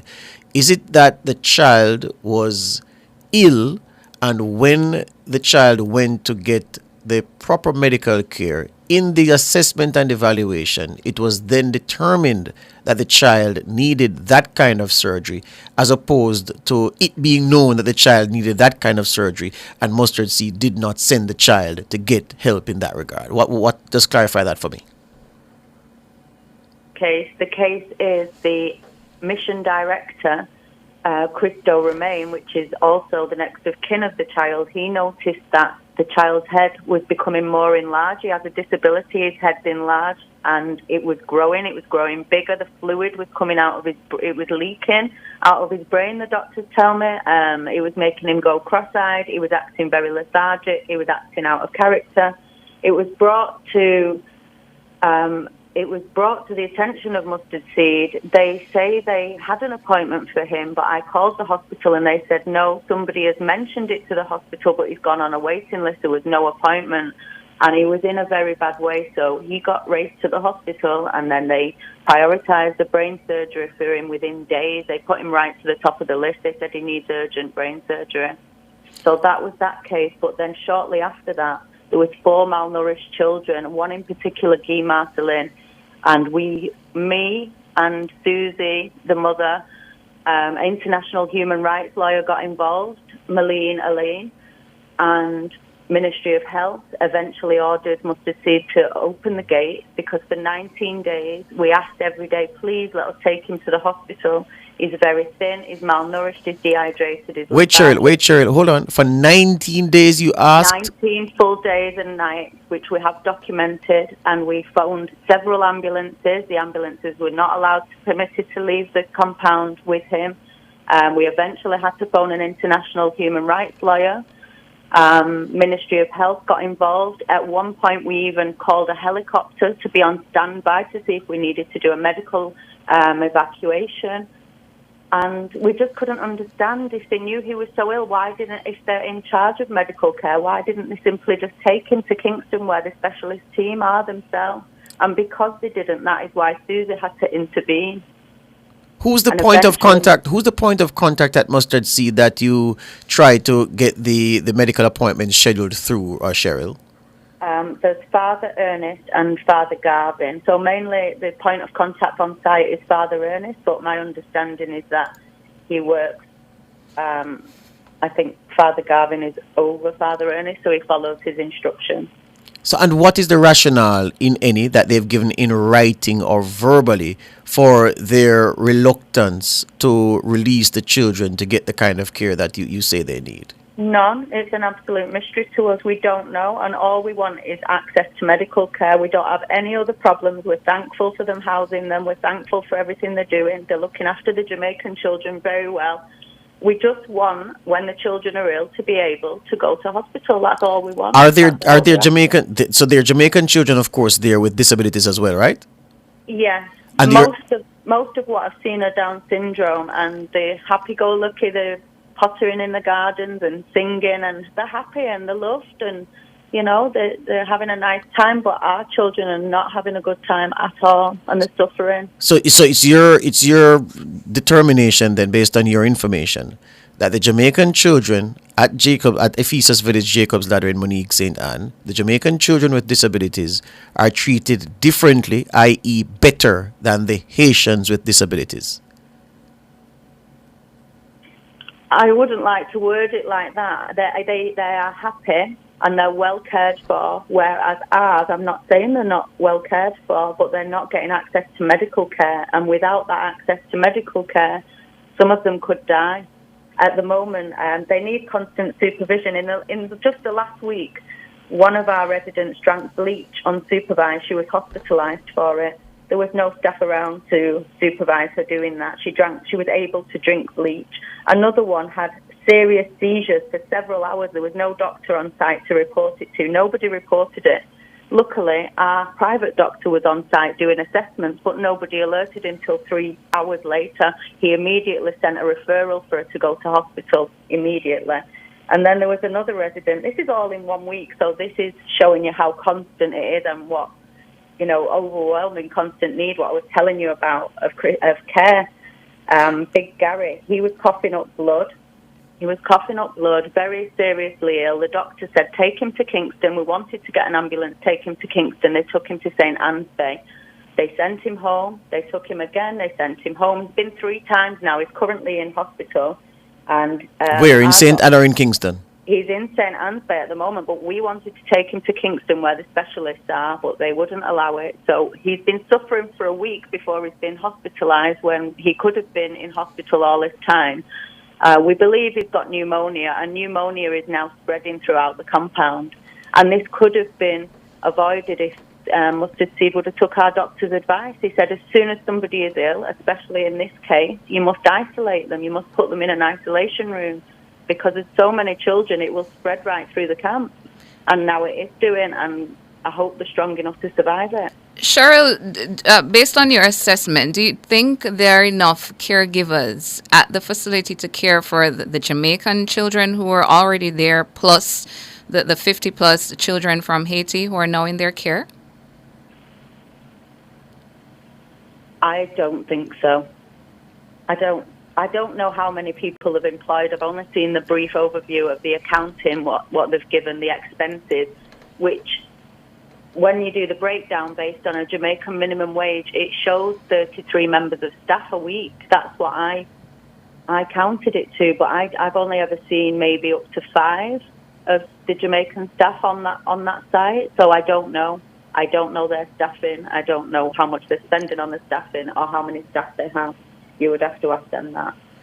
At this point, the organization Haiti Children, what's your next move? Keep them there, trying to get another facility, speak with Mustard Seed. What's the next move for the organization? Mustard Seed have said to Susie Crabacre that they're happy if she finds herself a facility, that they're happy for her to take the children and go. Obviously, that will need licensing and a lot of help from authorities.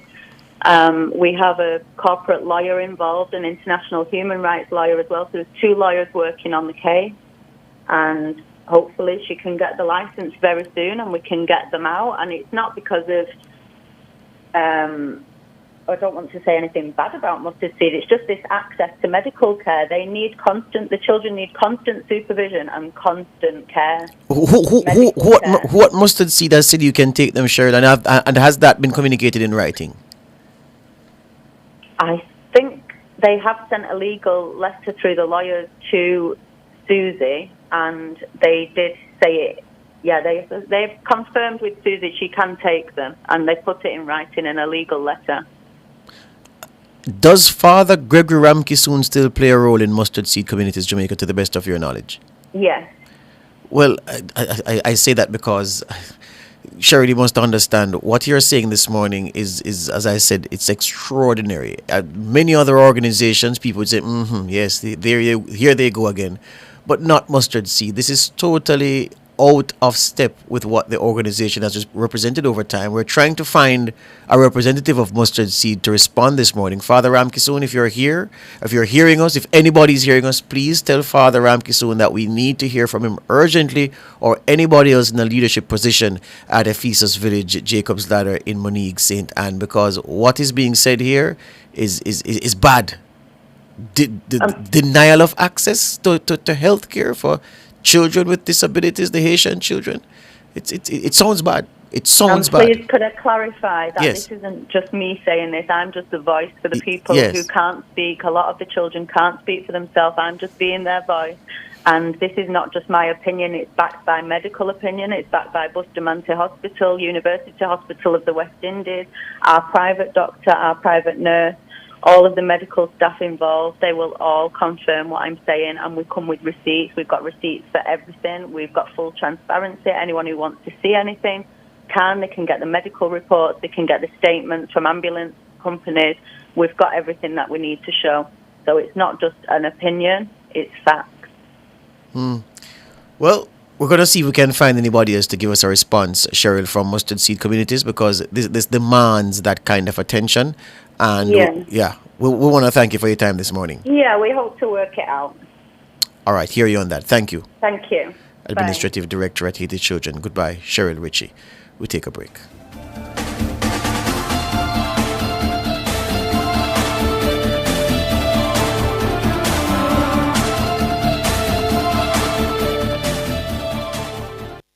Listen up, motorists. Speeding burns more gas. So slow down. The life you save may be your own, and also that of your loved ones. Slow down. Save lives and money.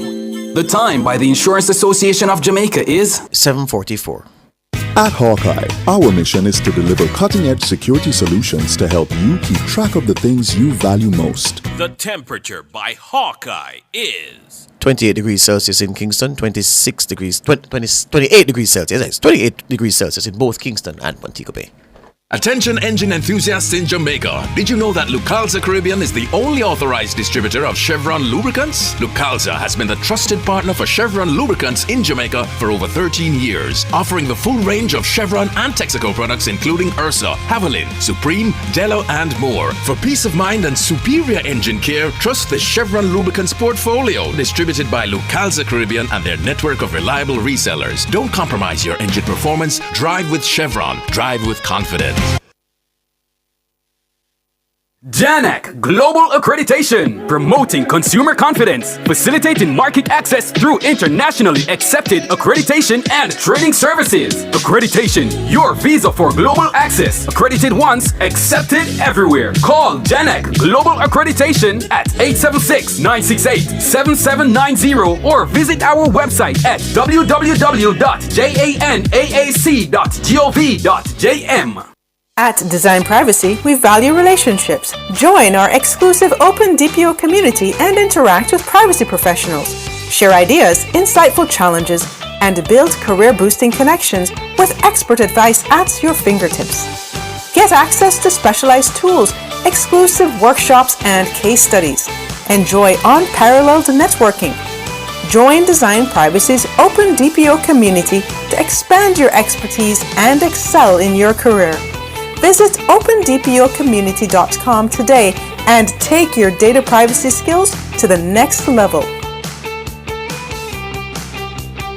Taste it, eat it, drink it, applaud it. The 25th staging of the Jamaica Observer Table Talk Food Awards, the Caribbean's premier culinary event, powered by MasterCard, takes place Thursday, June 27th, Devon House. The one-night-only evening of excellence in food creation, service and event decor is sponsored by Tasty, Tourism Enhancement Fund, Red Stripe, Johnny Walker, Sagicor, The Best Dressed Chicken, Appleton Estate, Pepsi, Suppligen, Eve, Gold Silver Cinco, Rainforest, Main Event, Island Car Rentals, King Alarm, Megamart and Derriman Trading. Adults 18 years and over. Drink responsibly. Drive Hyundai Hyundai vehicles beyond your dreams with an exclusive 5.99% interest rate. Yes, shop Hyundai vehicles and get a super low 5.99% interest rate on your car loan. Plus 2 years free service, 1 year insurance, and 5 years warranty. Offer valid on all 2024 Hyundai vehicles. Drive your Hyundai with the lowest interest 5.99%. Conditions apply.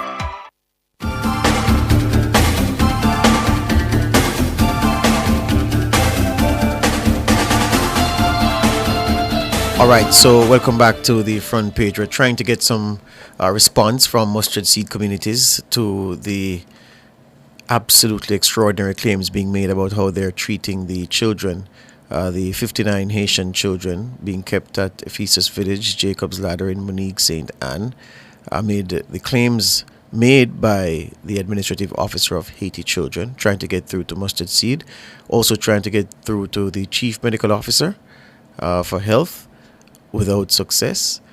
And I don't, this is, mustard seed community is not one of those places that you associate with the allegations made in any form, no day of the week. And so, in light of what Cheryl Ritchie has said, you have to pause and say, what now? Mm-hmm. Which organization? For 19 days in one instance, they were preventing children, the malnourished ones, from leaving the facility. And the ministry had to order them to do so, is the claim being made? Mm-hmm. A child with the head swelling day by day, fluid leaking through the ear, obviously in need of urgent medical attention, because I think that would be obvious. I'm no medical professional, but a child's head growing and fluid leaking through the ear, obviously that's a problem. And no care extended until late in the piece, and then that child got brain surgery, emergency brain surgery. Other instances where there have been children who need care in Kingston, ambulance is sent back. It's a lot to take in. It is a lot to digest. George, I saw just a short story, and I thought to have her on, and then in comparison to what was in the short story compared to all that Ms. Ritchie has just said, how you put it is correct. It is extraordinary. And I saw a YouTuber saying it sounds just incredible. Yeah, it is a lot to digest, and that's why it's so important to get on mustard seed, as well as perhaps even to the CPFSA, who would oversee facilities like mustard seed, to find out if they've been called to make intervention in the matter. And then again, just based strictly on the allegations, why would a medical professional, a doctor, recommend that a sickly child be transported to a particular location to get the services of a particular specialist, and then the facility, Mustard Seed, chooses, according to the allegation, to send the child elsewhere? What's so special about St. Anne? The specialist is not in St. Anne. The specialist is in Kingston. The doctor says, send this child to Kingston immediately. And according to the allegations, the 3 times that the child was taken down seriously ill, and the 3 times the recommendation was send the child to Kingston, the child was sent to St. Anne's Bay. Coughing up blood, pneumonia. Richie says pneumonia is spreading through the camp. Yeah. And the question as well is their staff capacity. How many people, how many caregivers are at this facility? Are they able to manage and care for all the children there? Because 59? 59 orphans who you have to monitor 24/7. Yeah, do they have enough caregivers to monitor and care for these children? Plus, all of the Jamaican children who were already there. You heard from Richie saying that one of the children was left without a caregiver for some time and drank bleach. So, how many caregivers are there on a daily basis caring and monitoring the children? And on top of that, when you look at how many Jamaican children with disabilities are there and the resources needed to take care of them, it can't be that Mustard Seed did not know the scale of the challenge that would present itself once they took on the batch of 59 from Haiti. That would have been obvious to them, and they're in that business. So, Tana, it still is not making sense to me. Yeah, it's a lot to digest. But as our producer works to try to get the other side, either from the Ministry of Health or a representative from Mustard Seed, we're going to go to our other scheduled segment in the meantime. It has been 100 days since the new mayor took office, Andrew Swaby, and Mayor Swaby has pledged to address littering and garbage pileup in the city, improve facilities in the markets, and to clamp down on building developers who breach the building code. So the question this morning is, what progress has he made in addressing these issues in his first 100 days in office as the mayor of Kingston and the chairman of the Kingston and St. Andrew Municipal Corporation? Mayor Swaby joins us now. Good morning to you. Good morning. How are you? Doing well. How are you? Good. I'm good. I am energized, motivated. I wouldn't lie to you. I'm a little bit tired because I've been going through a campaign for 2 years, and the thrust of mayor had upon me now.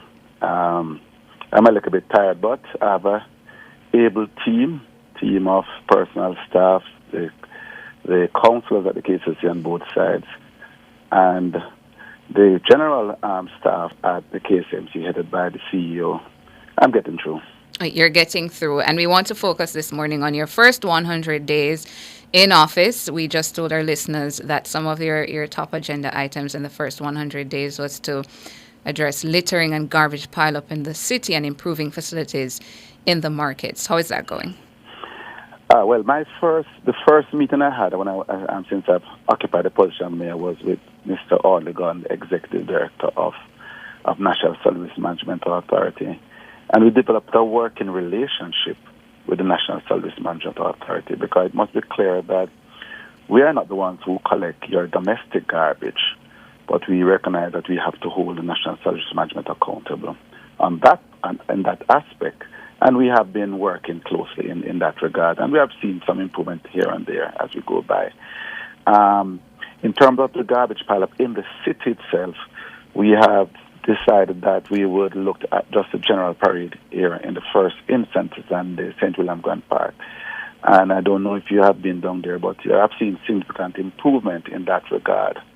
And so we will continue. We are going to move to other things in terms of moving into checking these business spaces and make sure that they have a legitimate contract with a reputable organization to dispose of their garbage. Because if you go downtown and in these business district, most times you see these wholesales that the boxes are placed outside, and those are commercial garbage.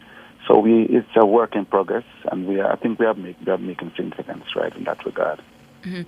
Are there any targets in particular that you would like to build on in relation to the markets, or how you expect the city to look and be maintained? Well, there are some minimum standards that we want to go to. For example, it's no secret that I have said in the past about the sanitary convenience in the markets. And since my assuming office, I've announced that 8 markets the sanitary convenience will be upgraded. 4 so far has been procured, and we have seen significant including the crossroad markets. and there are issues in terms of moving other from the sanitary convenience. We focused on the crossroad market, and we have in the general meat area, we have made sure that we have washed it down, fumigated, and we have put some form of sheeting on the thing because the public health has given us advice as to what type of sheeting should be metal sheet should be placed there. And we have paved the area. There's a lot more needs to be done with the limited resources that we are doing these things in phases. We have also looked at the Constant Spring Arcade where we have washed down that place. We have moved the old things that they have had there, and we are putting some better light in terms of solar light. So we are taking our time, and we are moving ahead and working closely with all the various stakeholders to make sure we achieve our objective. Mm-hmm.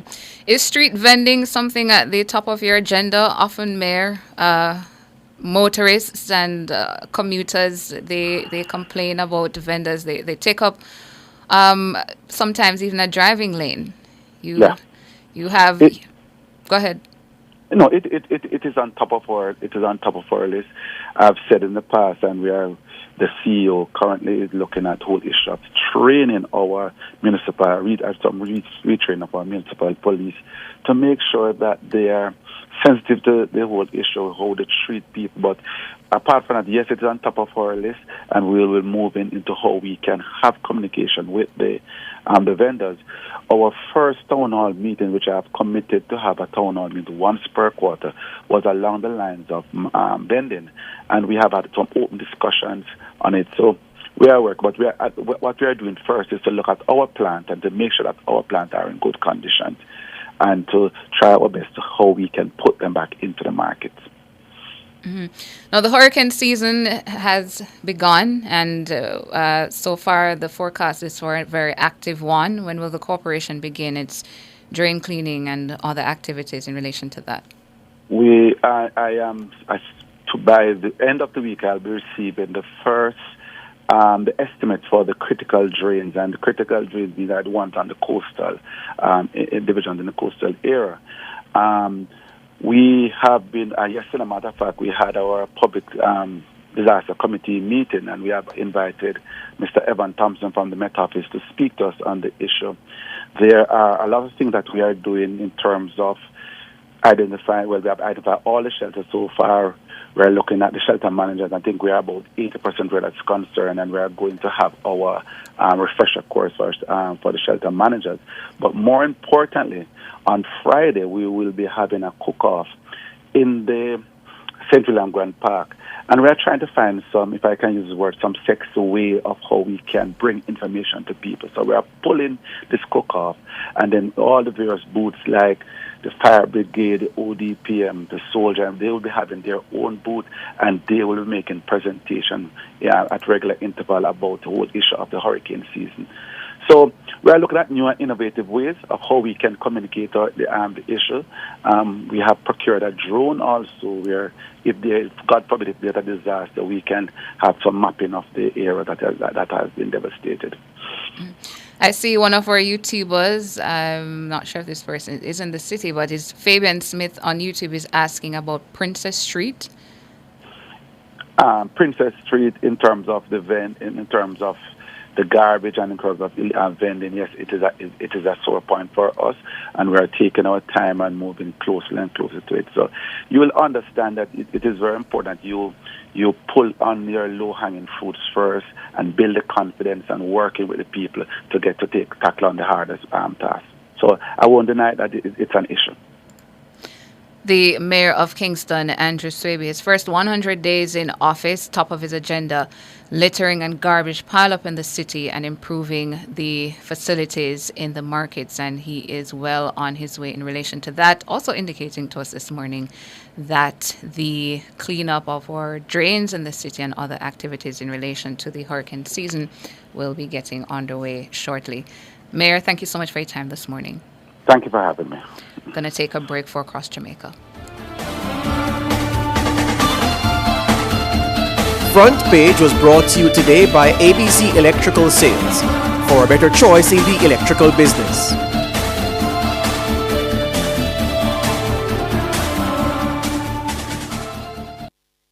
clearing personal, non-commercial shipments at the port? Avoid the wait. Request a contactless clearance through your agent today. It's more efficient. It's secure. The time by the Jamaica Customs Agency is 8:01.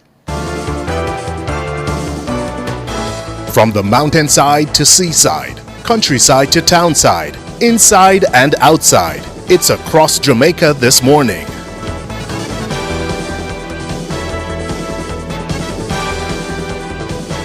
In Across Jamaica this Wednesday morning, the Passport, Immigration and Citizenship Agency, PICA, is encouraging Jamaicans in the diaspora to apply for their e-passport.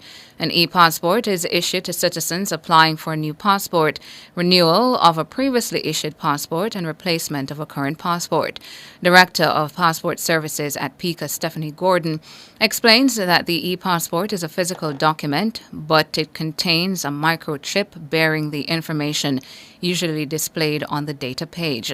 Speaking during a luncheon plenary at the 10th Biannual Jamaica Diaspora Conference at the Montego Bay Convention Center in St. James on Tuesday, Ms. Gordon said the e-passport is more secure and less susceptible to fraud. She also says e-passports make it easier to clear immigration at the airports.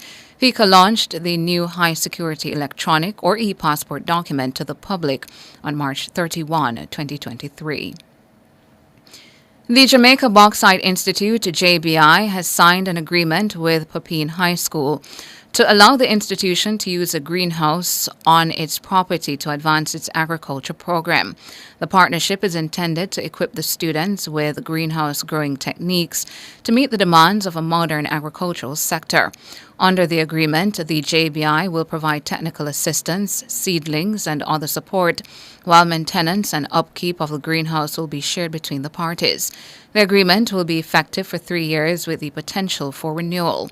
Minister of Agriculture, Fisheries and Mining, Floyd Green, has commended the partnership, which he said is in line with the ministry's drive to revitalize the school garden program and introduce students to the latest techniques in agriculture. And that's it for Across Jamaica this Wednesday morning. I'm Tona Thomas.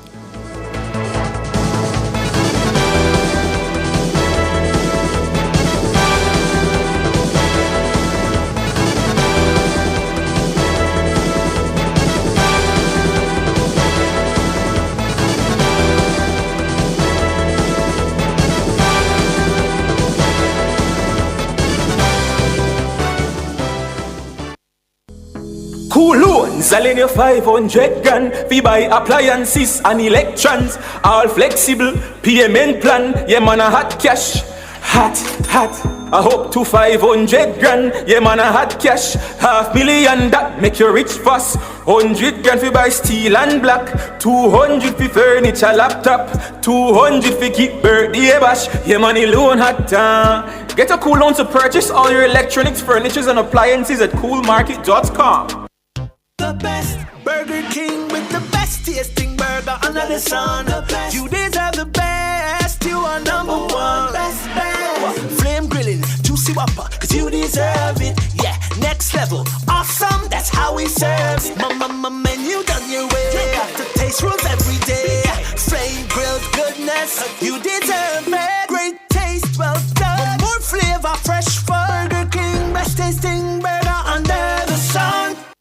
After months of preparation, Jamaica's top athletes clash at the J3A Puma National Senior and Junior Championships, June 27 to 30. 4 days of intense action will determine who's ready for the Summer Olympics in Paris. Tickets are available at Jamaica Pegasus, National Stadium Ticket Office, and MysticOnlineTix.com. Season ticket finish line, 8,000. Season tickets regular grandstand, 6,500. Daily tickets range from 1,000 to 3,500. Tickets go on sale at the Pegasus and the Stadium Ticket Office, Monday, June 24, 9 a.m. to 6 p.m. The J3A Puma National Senior and Junior Championships, June 27 to 30 at the National Stadium. It will be sensational.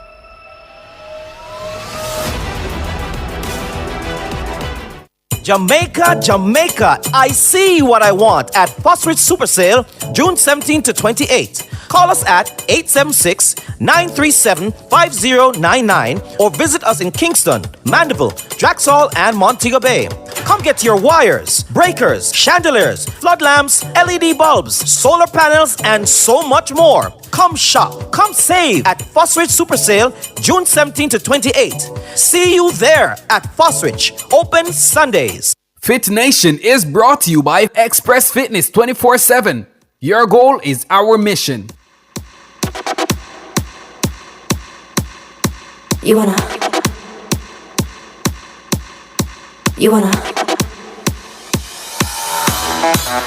hot body? You wanna Bugatti? You wanna Maserati? You better work. You want a Lamborghini? Sip martinis, look hot in a bikini. You better work. You wanna live fancy, live in a big mansion, party in France. You better work. You better work. You better work. You better work. Now get to work.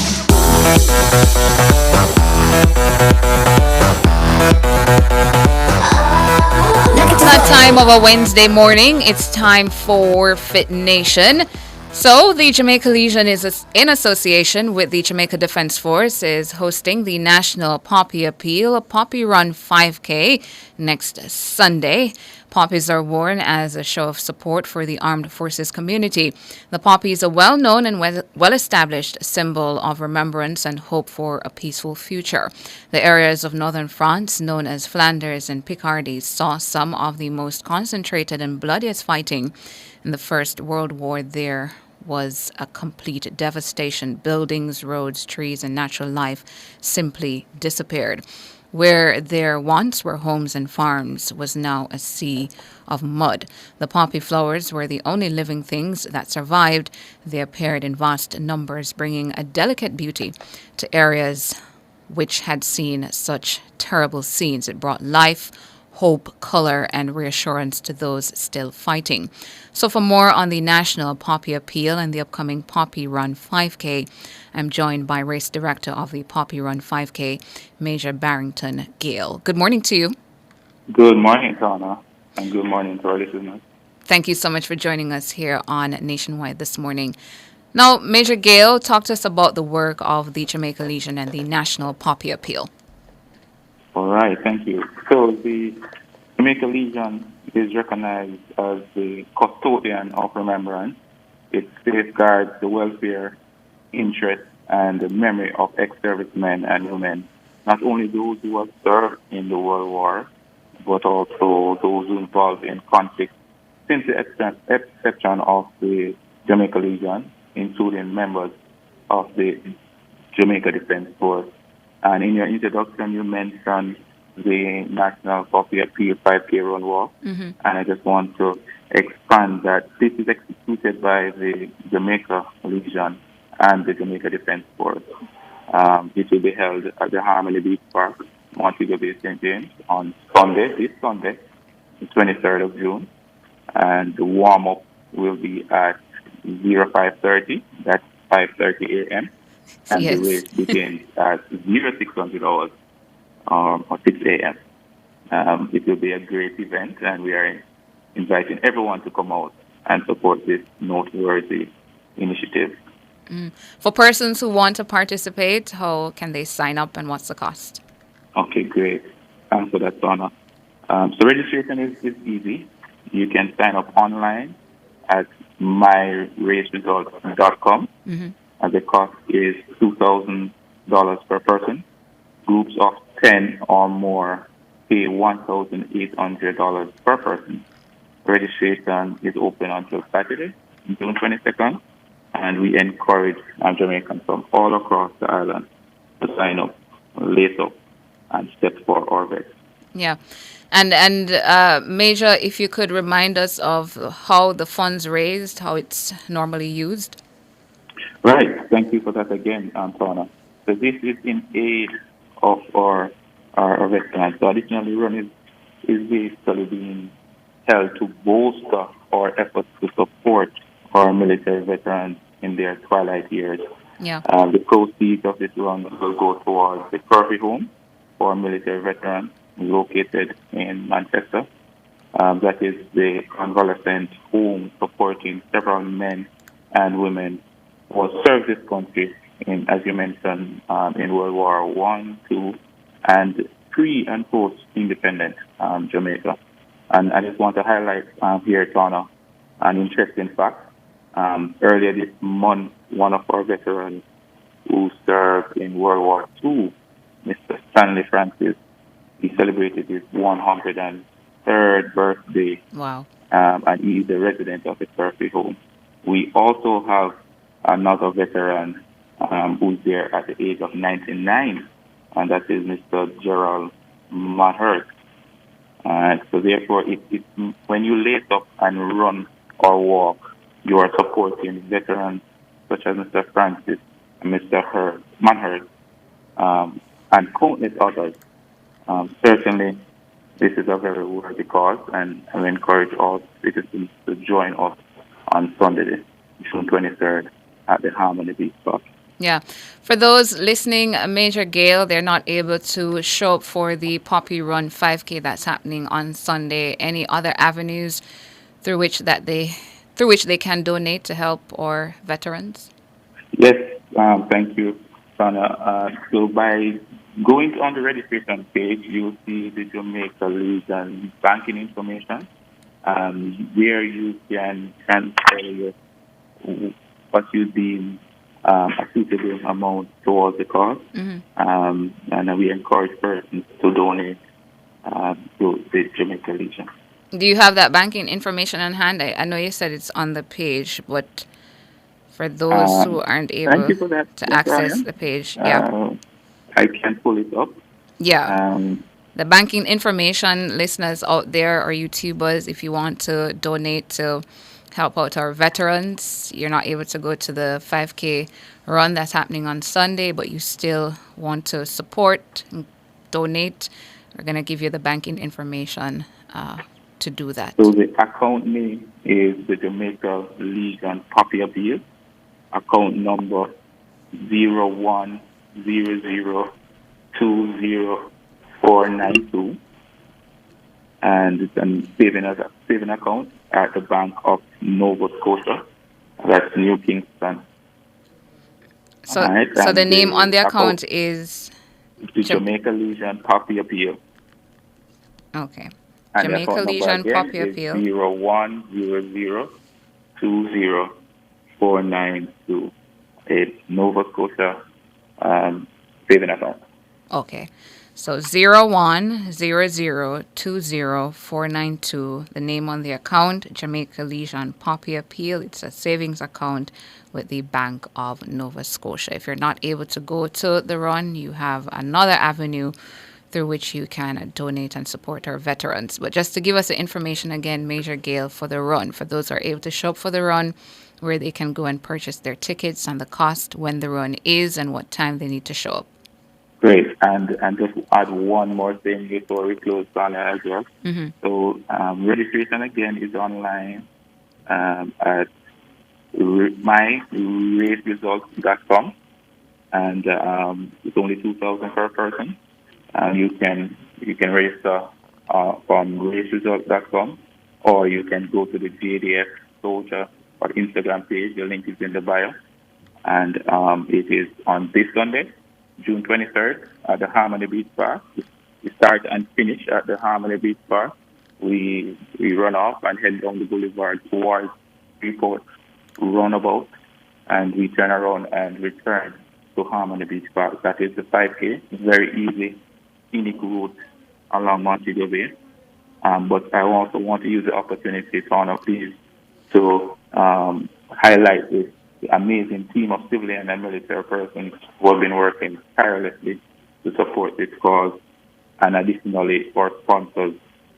They have been incredible in their patronage of this event, and I would like to highlight Actual Lab Diagnostics Limited, Race Results Americas, the JDF Credit Union, First Heritage Credit Union, Traffic Apparel, our own Vegas Sports Board, MBJ Airport Limited, Hospital, Main Event, Pier 1, Pure IV, Nices, First Global Bank, Deja Resort, Fontana Pharmacy, Ashley Furniture, Sandals Resort, Marketing Plus Communication, Jamaica Library Service.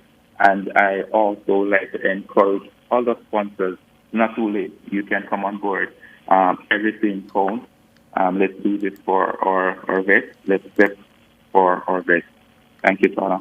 A final one before we let you go, Major Gale. For the poppy that's normally sold annually, is it the time of year yet for that, or no? It's too We're early? really into that. This is in preparation for that period. So October, November, you'll see those out and about, Tana. Yeah, be sure to come to Nationwide. Yes, we definitely will.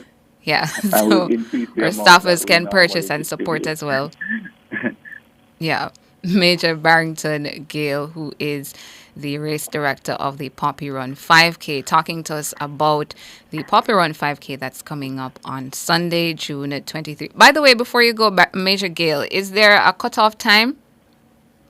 We're going right up. Yes, it's 22nd, the Saturday before is the closure of the registration. Okay. But please, we encourage persons to register now so you can collect your bid and your race package. Okay. All right. Major Barrington Gale, race director of the Poppy Run 5K in the Fit Nation segment today. Thank you so much, Major Gale. Thank you, Tana, and thank you, our listeners. Sure. Gonna take a break and come back with more. Party and friends, you better work. You better work. You better work. You better work. Fit Nation was brought to you by Express Fitness 24/7. Your goal is our mission. Crisp and refreshing. Room temperature or chilled. A pure water would drink. The time by Pure Water is 8:18. Presenting another finalist in the 2024 Jamaica Festival Song Competition. Blessed love Jamaica, my name is Reggae Max, and the title of my song is Better Jamaica. I saw them flags say if you love Jamaica, shout it out, say you love Jamaica. Bust and dance when you're in Jamaica, land of roots and culture. It with Jamaica just nice, my friend. On every corner there's a Jamaica Festival good vibe. 2024. Have you ever been to a store and felt right at home? The minute you entered, you knew that's where you were meant to be.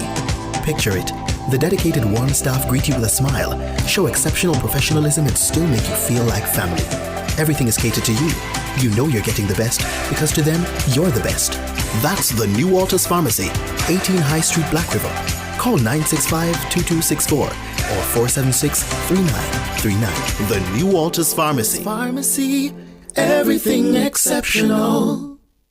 To seize opportunities on your business horizon, you need tailored financing solutions from a partner that takes the time to understand your business. Sagicor Investments. We offer mid-sized to large corporations the debt and equity financing solutions they need to drive growth.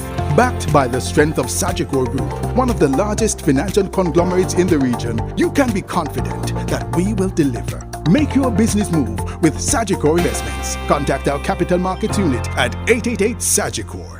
Dive into your summer projects with Milwaukee Tools from SCL Jamaica Limited in their big blowout sale of up to 70% off. From power drills to saws, their top-notch Milwaukee Tools will handle any project with ease. Hurry to SCL Jamaica Limited at Block L, Sagicor Industrial Center, 7 Norman Road, or call 876-938-1397 for more details. Sale runs June 3 to July 31. Terms and conditions apply. Milwaukee, nothing but heavy duty.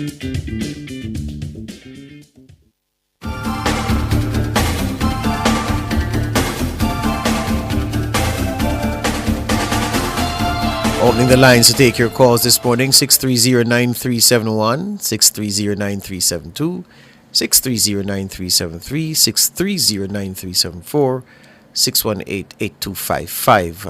As we wait on the calls to come in, Tona, I was doing some work off air on this mustard seed situation. Let's just say that a different perspective is emerging. I'll tell you more off air. I'm constrained to say anything else right now, but yeah, a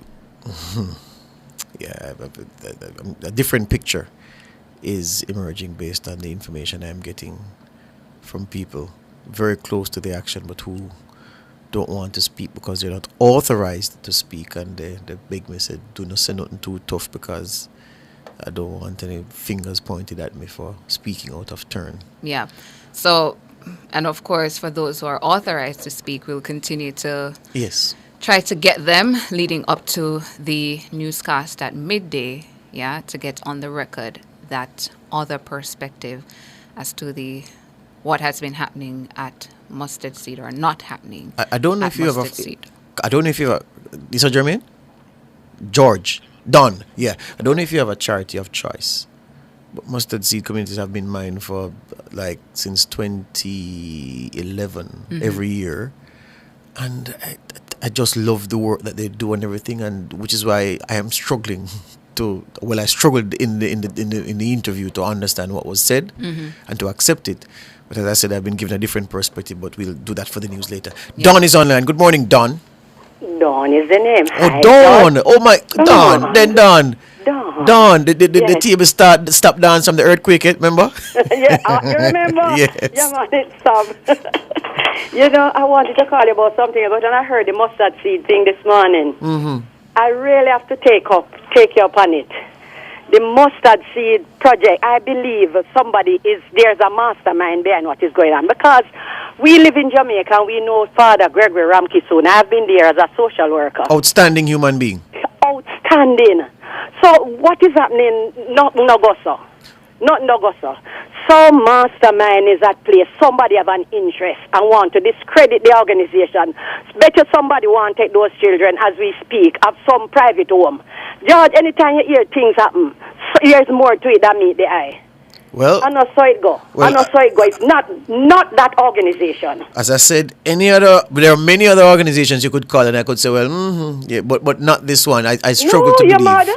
But what I'm hearing though, Don, suggests that it's actually not as we've been told, but are waiting to put the better particulars out. No, nationwide, you go get the truth, because we don't always go for the truth, and the truth will come out. Somebody write down my name, just like how my table dancing on the earthquake. Some mastermind is behind it, who have an interest and a financial interest, I believe. Anytime you see things go like that, somebody want to make some money off of something, and them come and discredit it. They don't believe in promoting their business. They come to discredit somebody in order that they can gain, and that is my belief on that. One other thing I want to say before I leave, George. I want to say people need to leave Marky J alone with him dual cities, make him have allegiance to whatever. Why them picking on him? Leave him. I don't want him renounced. Marky G, don't renounce. Stay right where he is. Why you don't want him renounced? Then it's better for me if he want to be a dual citizen, make him stay.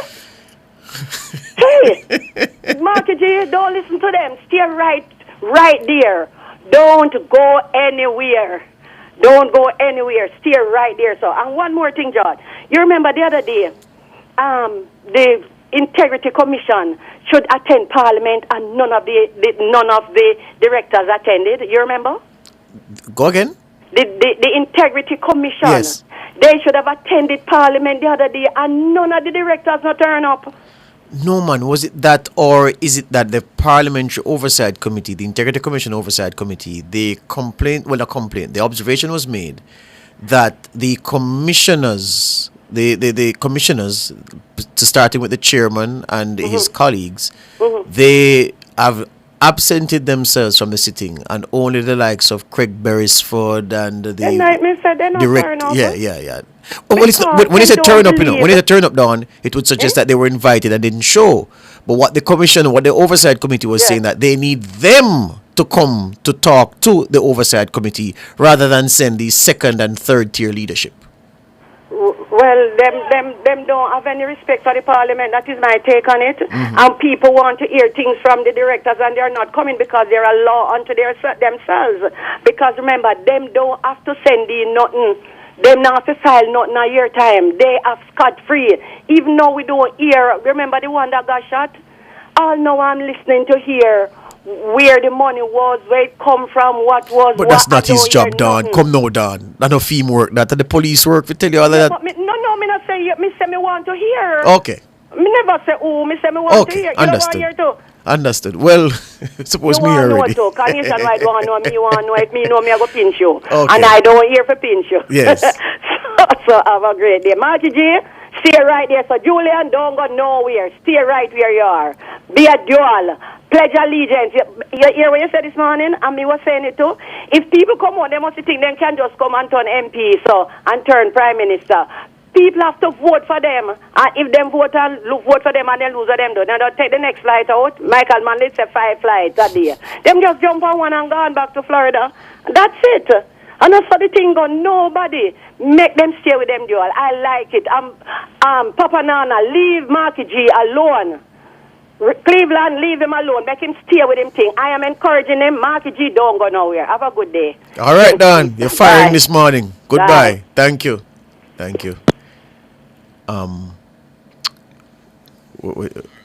Carl, morning.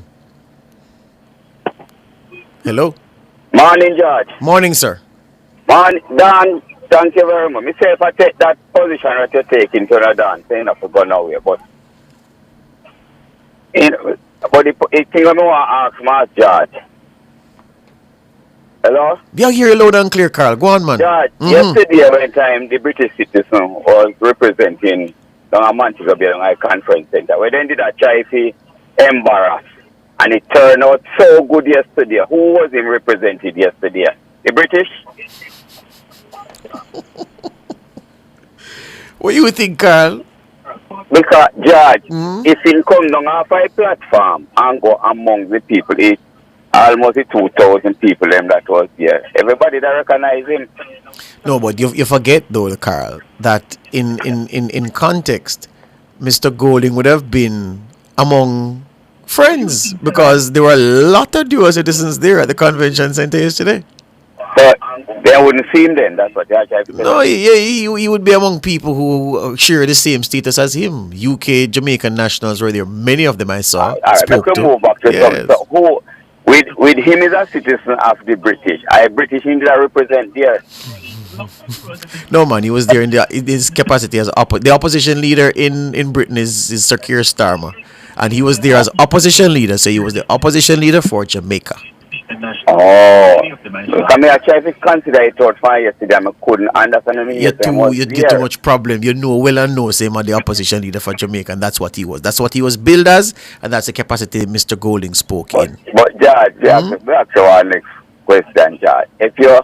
If your people them are fight against something so much, George, and you know say you're a British citizen, you know better you did send somebody else to represent you and you know go.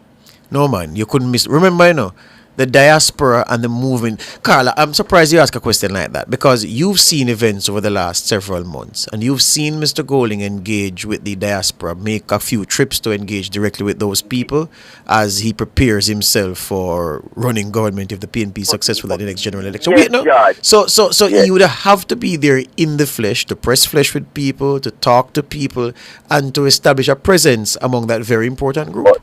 George, if you are fight against something, George, and it turns, even me was somewhere yesterday and hear one, Christoph can help. I'm hearing say it flop. It what flop? Say a conference where people them come out here. Rubbish. He or she wasn't there. He or she wasn't there. George, you don't have to tell me about that, George. You don't have to so, Carl, hold on. No? So, for the benefit of those who weren't there, let me tell you. I don't think there was any room at the convention center, any space that wasn't occupied yesterday. When we said it's something ram, it ram. Yep. It ram. So what me I say, all of them little people who are demonstrate see People's National Party, they almost at 3 years now. Till all up to Saturday, they was keeping demonstration. A spoil leg flashing at them face, George. Ratneck business. Ratneck. And that's what me ask. That's why me ask this type of question this morning. Yes. That who the lead, a dual city, a British citizen, was represented in yesterday. And I repeat that Mark Golding went in his capacity as a leader of His Majesty's opposition in Jamaica. But George, there's hardly anybody that was there understand that he was representing the leader of the opposition. What do you mean? But of course, George, he is not a citizen of Jamaica. Carl, you play too much. Brethren, of course he's a citizen of Jamaica. Of course he is. Well, anyway. So George, we beg your father, dear. No, George, hold on before you run. Quick. Because yesterday, sometimes I hear say, what sport person tell you about how much people was inside the conference? We have to stop in a microphone, that's our police to the traffic. You know, see, I get lie, George. What we do? My you get worse than I chop, no man. What did I say? I want to say about 1,000 or 1 million people in Iceland, something like that me say last night. Me? No, sir. Yeah, George, man. What? I mean, I say, yeah. Never work for tape, go listen to it, George, and remind Play you. tape and then tell mommy, say, alright? Yes, George, because George, me I say, boy, you know, supposed to be a liar like Donald Trump. And somebody else, they boy, too. Alright, so Steve. Have a good day. I hope you get enough load today, yeah? No, George, yesterday did nice to me too. I was in Chilani also, George. Yes. So don't worry yourself. Alright. Don't worry yourself. Go on to Nobody the never work. tell me about crowd, George. Nobody never have to tell me about crowd. No, yesterday man. evening. Yeah. Nobody never. We can't put that argument to bed. Yeah, people. put that I was there. But And only thing me I say, a British citizen who he was represented. It's alright. I'm gone. Have a good morning, Carl. Have a good morning. We take a break. Good morning. Yeah, man.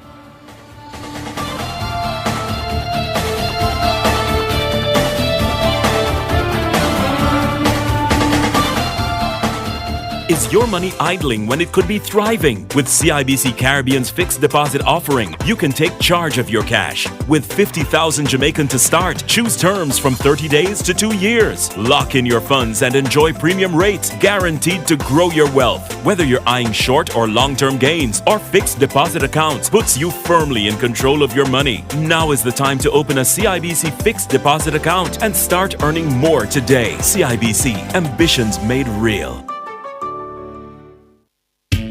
Eliminate the hassle of managing multiple medications that can be confusing. Thanks to Houghton's Pharmacy. Introducing RX Pack, a mobile app available in the App Store and Google Play Store. RX Pack is specially designed for you to order and manage your medications. Download today for free. That's RX Pack for better medication management. Call 876-RX-0-RX-RX or visit our website, houghtonsrx.com for more details. St. Elizabeth, your Hollywood movie stars are coming to Cloggy's Beach for the Black River Film Festival. You know nothing, Jon Snow. June 29 and 30. It will be a fun-filled family day with entertainment, exciting giveaways, and prizes. Meet stars from the Bob Marley One Love movie, Game of Thrones, Sex in the City, and Black Panther. Gates open at 10 a.m. and movie fun starts at 3 p.m. Tickets 1,500 pre-sold and 2,500 at the gate. Ticket outlet Crawley's Pharmacy in Black River. Sponsored by the Jamaica Tourist Board and Chase Fund. The Jamaica Observer is always ahead. But did you know we're also number one by far? With over 18 million page views on our website, over 800,000 followers on Instagram, and a following of over 500,000 followers on Twitter, we're tapping into an audience like no other. And the numbers don't lie. Contact the Jamaica Observer team today to reach your target audience. Give us a call at 470-9172 to advertise with us. The number one by far. For better medication management, use RX Pack mobile app powered by Hauntons RX, the convenient pharmacy. Boost your wellness status and earn 20% in your RX Plus digital wallet for all your Hauntons pharmacies purchases. Download the RX Pack mobile app in the App Store or the Google Play Store. It is easy, secure, and user-friendly. Call or knowledgeable staff on WhatsApp 876-RX0-RXRX and experience our brand of wellness simply delivered. That's RX Pharmacy, the convenient pharmacy, and RX Pack for better medication management. We deliver everywhere. Terms apply. Does your organization need help to achieve compliance with the Data Protection Act? Contact We Manage Trust today at 876-339-5982 or email info@wemanagetrust.com. Let their team help you to achieve compliance with confidence and learn about their tailored MSME packages. We Manage Trust, the data protection experts. Give them a call at 876-339-5982. That's 876-339-5982. 5982. Call them today. Touching lives every day, so many different ways, a part of all you do. Sagicor will make you feel secure, reaching out for more, we'll always see you through. Reach for more, whatever you're dreaming, whatever your goals, will help you achieve them. You're never alone. Taking care of today's needs, take care of tomorrow's dreams. Every day helping you succeed, that's what Sagicor means. Today's needs, tomorrow's dreams. Sagicor. Does your bra ride up your back? Do your shoulders hurt from carrying the weight of your breasts? These are signs of an ill-fitting bra. When was the last time you were fitted by a bra fit specialist? The bra experts at LaBelle Femme will take care of you. Drop into the store at 53 Lady Musgrave Road, Tuesdays to Saturdays from 10 to 5, and you will see the difference. Or call 876-622-6091.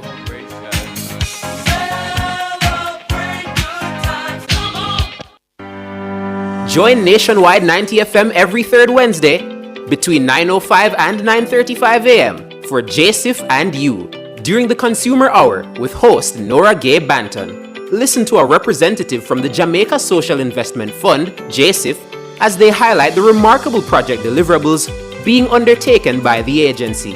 That's JSIF and You every third Wednesday during the Consumer Hour from 9:05 to 9:35 a.m. exclusively on Nationwide 90 FM, the new revolution in media.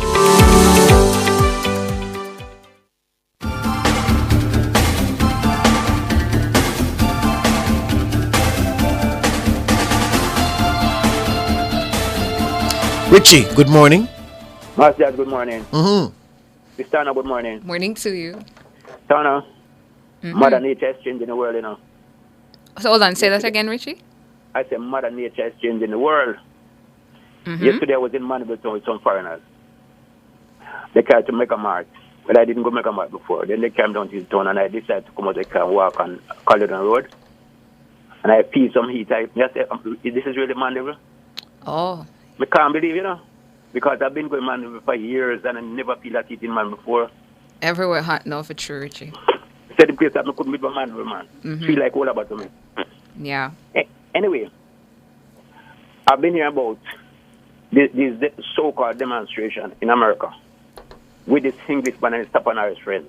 And I don't call them demonstration, you know. I call them complain nations. They are going up there to complain to the Jamaicans up there to try to tell them that Andrew Holness and the JLP is not doing good, that they will call back down here and discourage the labor rights not to vote for the Andrew Holness and JLP, and especially for those people up there who support in the PMP party and have their loved ones down there who say JLP. They might tell them, say, look, if election come, on a vote, JLP will not have nothing to get. That trick, is that trick, you know, that is what they're doing, you know. You know what is sad to me, though? All of them you're going on campaign and telling this and then.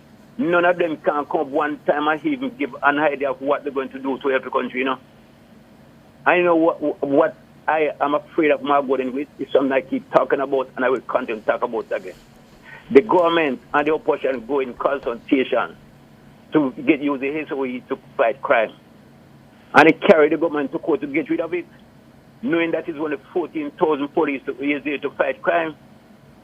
So I'm saying what they are doing, why they did it, they are trying to use crime to bring down the government to win election.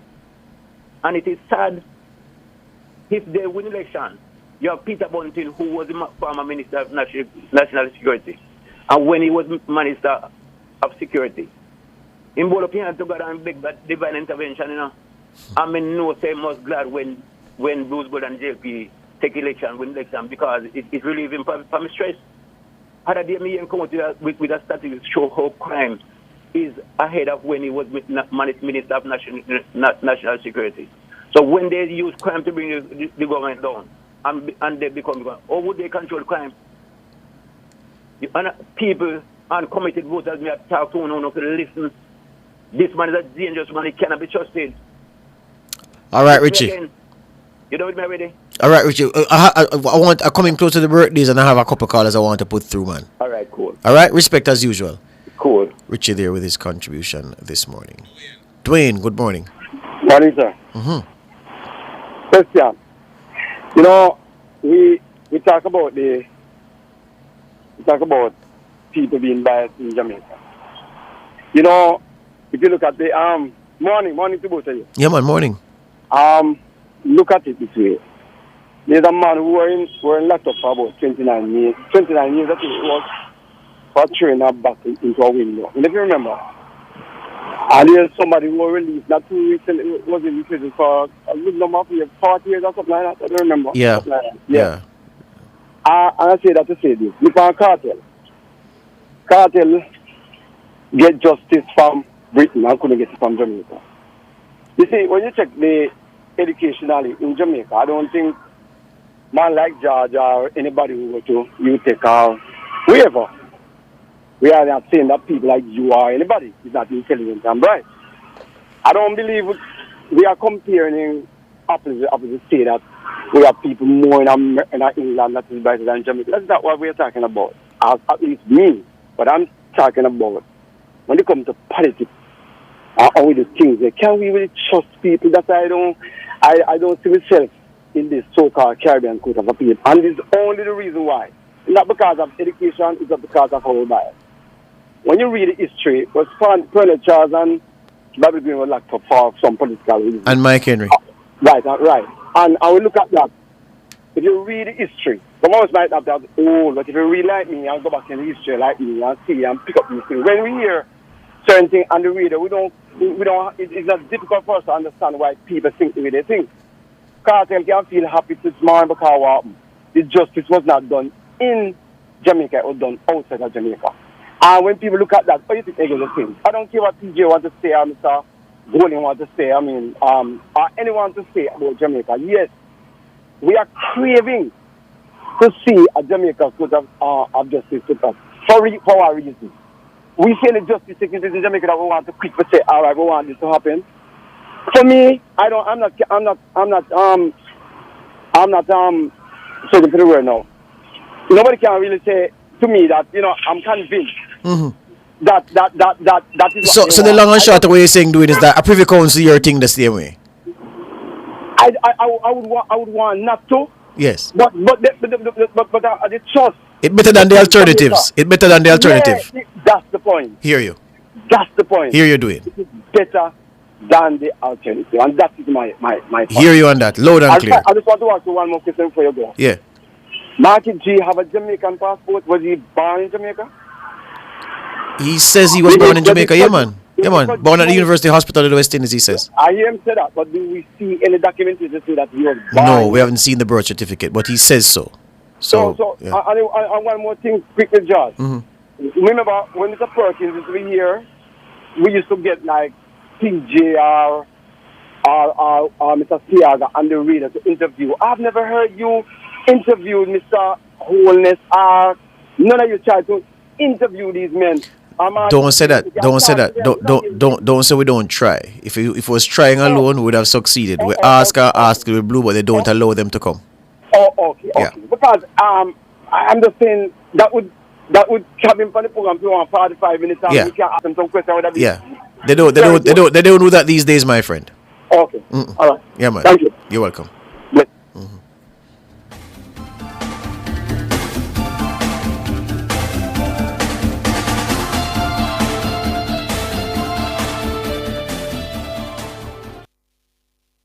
This could be your year to build with an NHT loan. Find out more at nht.gov.jm. The time by NHT is 8:46. The Birthday Club is brought to you by Burger King, the best tasting burger under the sun.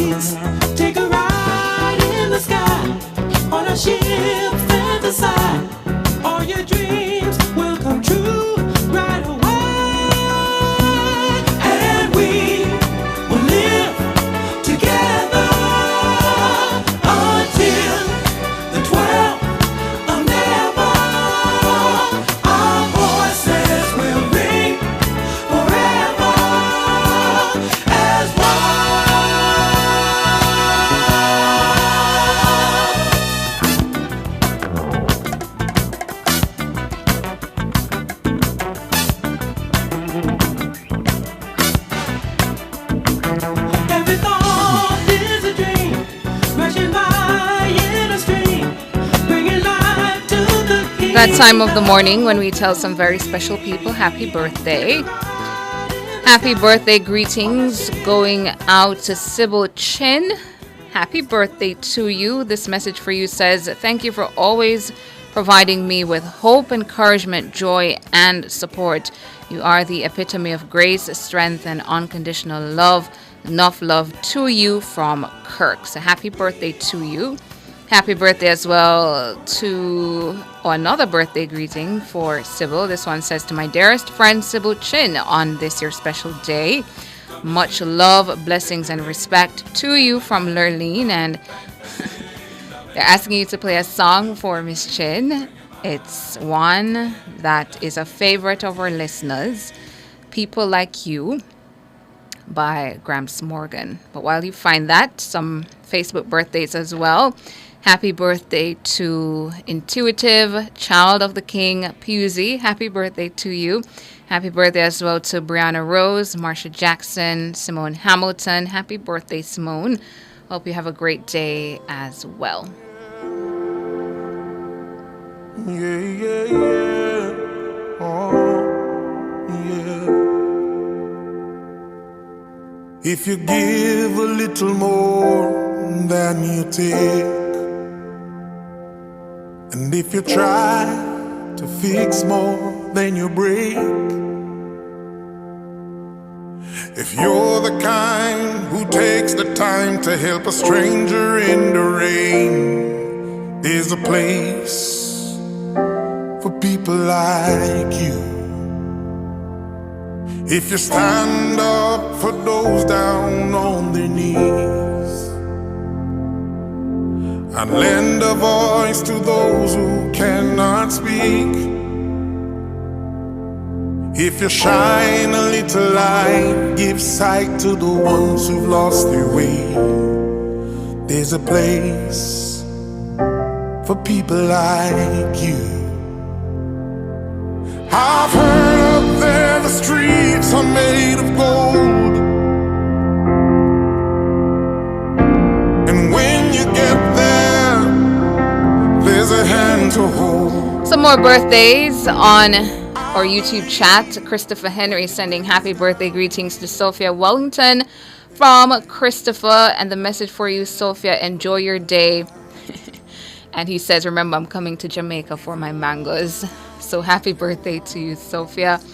Happy birthday greetings also going out to Keena Ward, a teacher at the Royal Flat Basic School in Manchester. Happy birthday to you.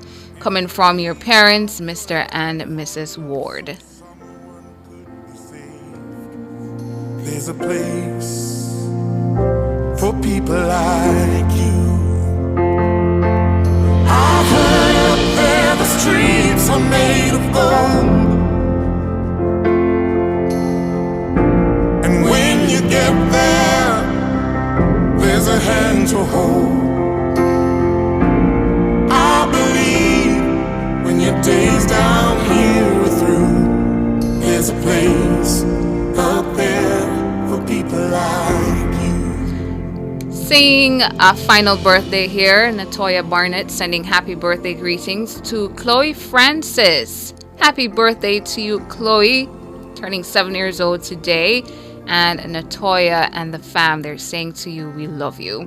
So happy birthday to you, Chloe Francis. I was asking a question earlier, Tona, in the chat. I'm seeing a new name, the one I read a comment from earlier, William Kunte.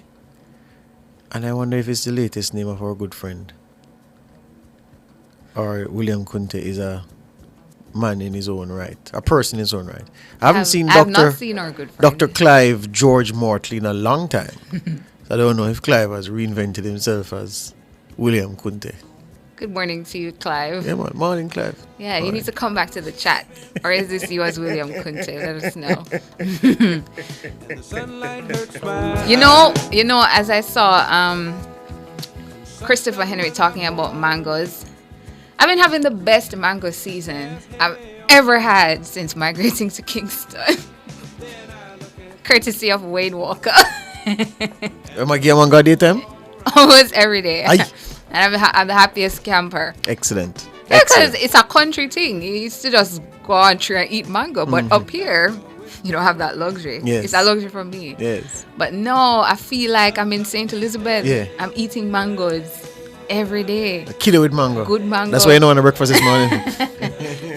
East Indian at that. Yeah. It's a good thing to have mango trees in your yard. Yeah. Apparently Wayne has mango trees that are bearing a lot. Yeah, man. Yeah, he says he just stands in the morning and just pick them. The branches are low, hanging low. Enough mango. And I'm very happy about that. Excellent. Yeah. But it seems we have no more okay, I spoke too quickly. Here's a final one. Sadiqa Stewart sending happy birthday greetings to Sister Prudence Clark. And the message for you, Prudence, love, love, love my biggest sister. So happy birthday to you, Prudence, from Sadiqa. So Leroy Rotti says, oh, so you have man I give you mangoes daily? Leroy, jealous. I cannot. So happy birthday to everybody who's celebrating a birthday today. And if you're celebrating an anniversary, happy anniversary to you. The Birthday Club was brought to you by Burger King, the best tasting burger under the sun. Jermaine, did we used to get mangoes from one of our really good listeners, Joan Thomas?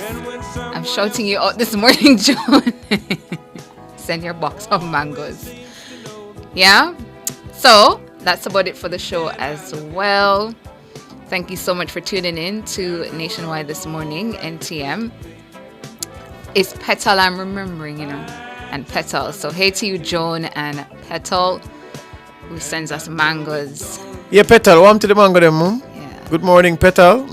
Send your mangoes. Just do what you normally do. Yeah? Right. Thank you, Petal, in advance. It says, true Tana, when I lived in the country, I could pick, choose, and refuse from the many trees in the yard. Yeah, man. But that's already for the show again. Thanks so much to our technical operator and the musical maestro, Jermaine King, our super producer, Michelle McRae Smith, and our editor, Kimon Thompson. Up next, the Consumer Hour, and at 10, Cliffviews Online. I'm Tana Thomas. And I'm George. Good morning. You've just heard Nationwide this morning on Nationwide 90 FM.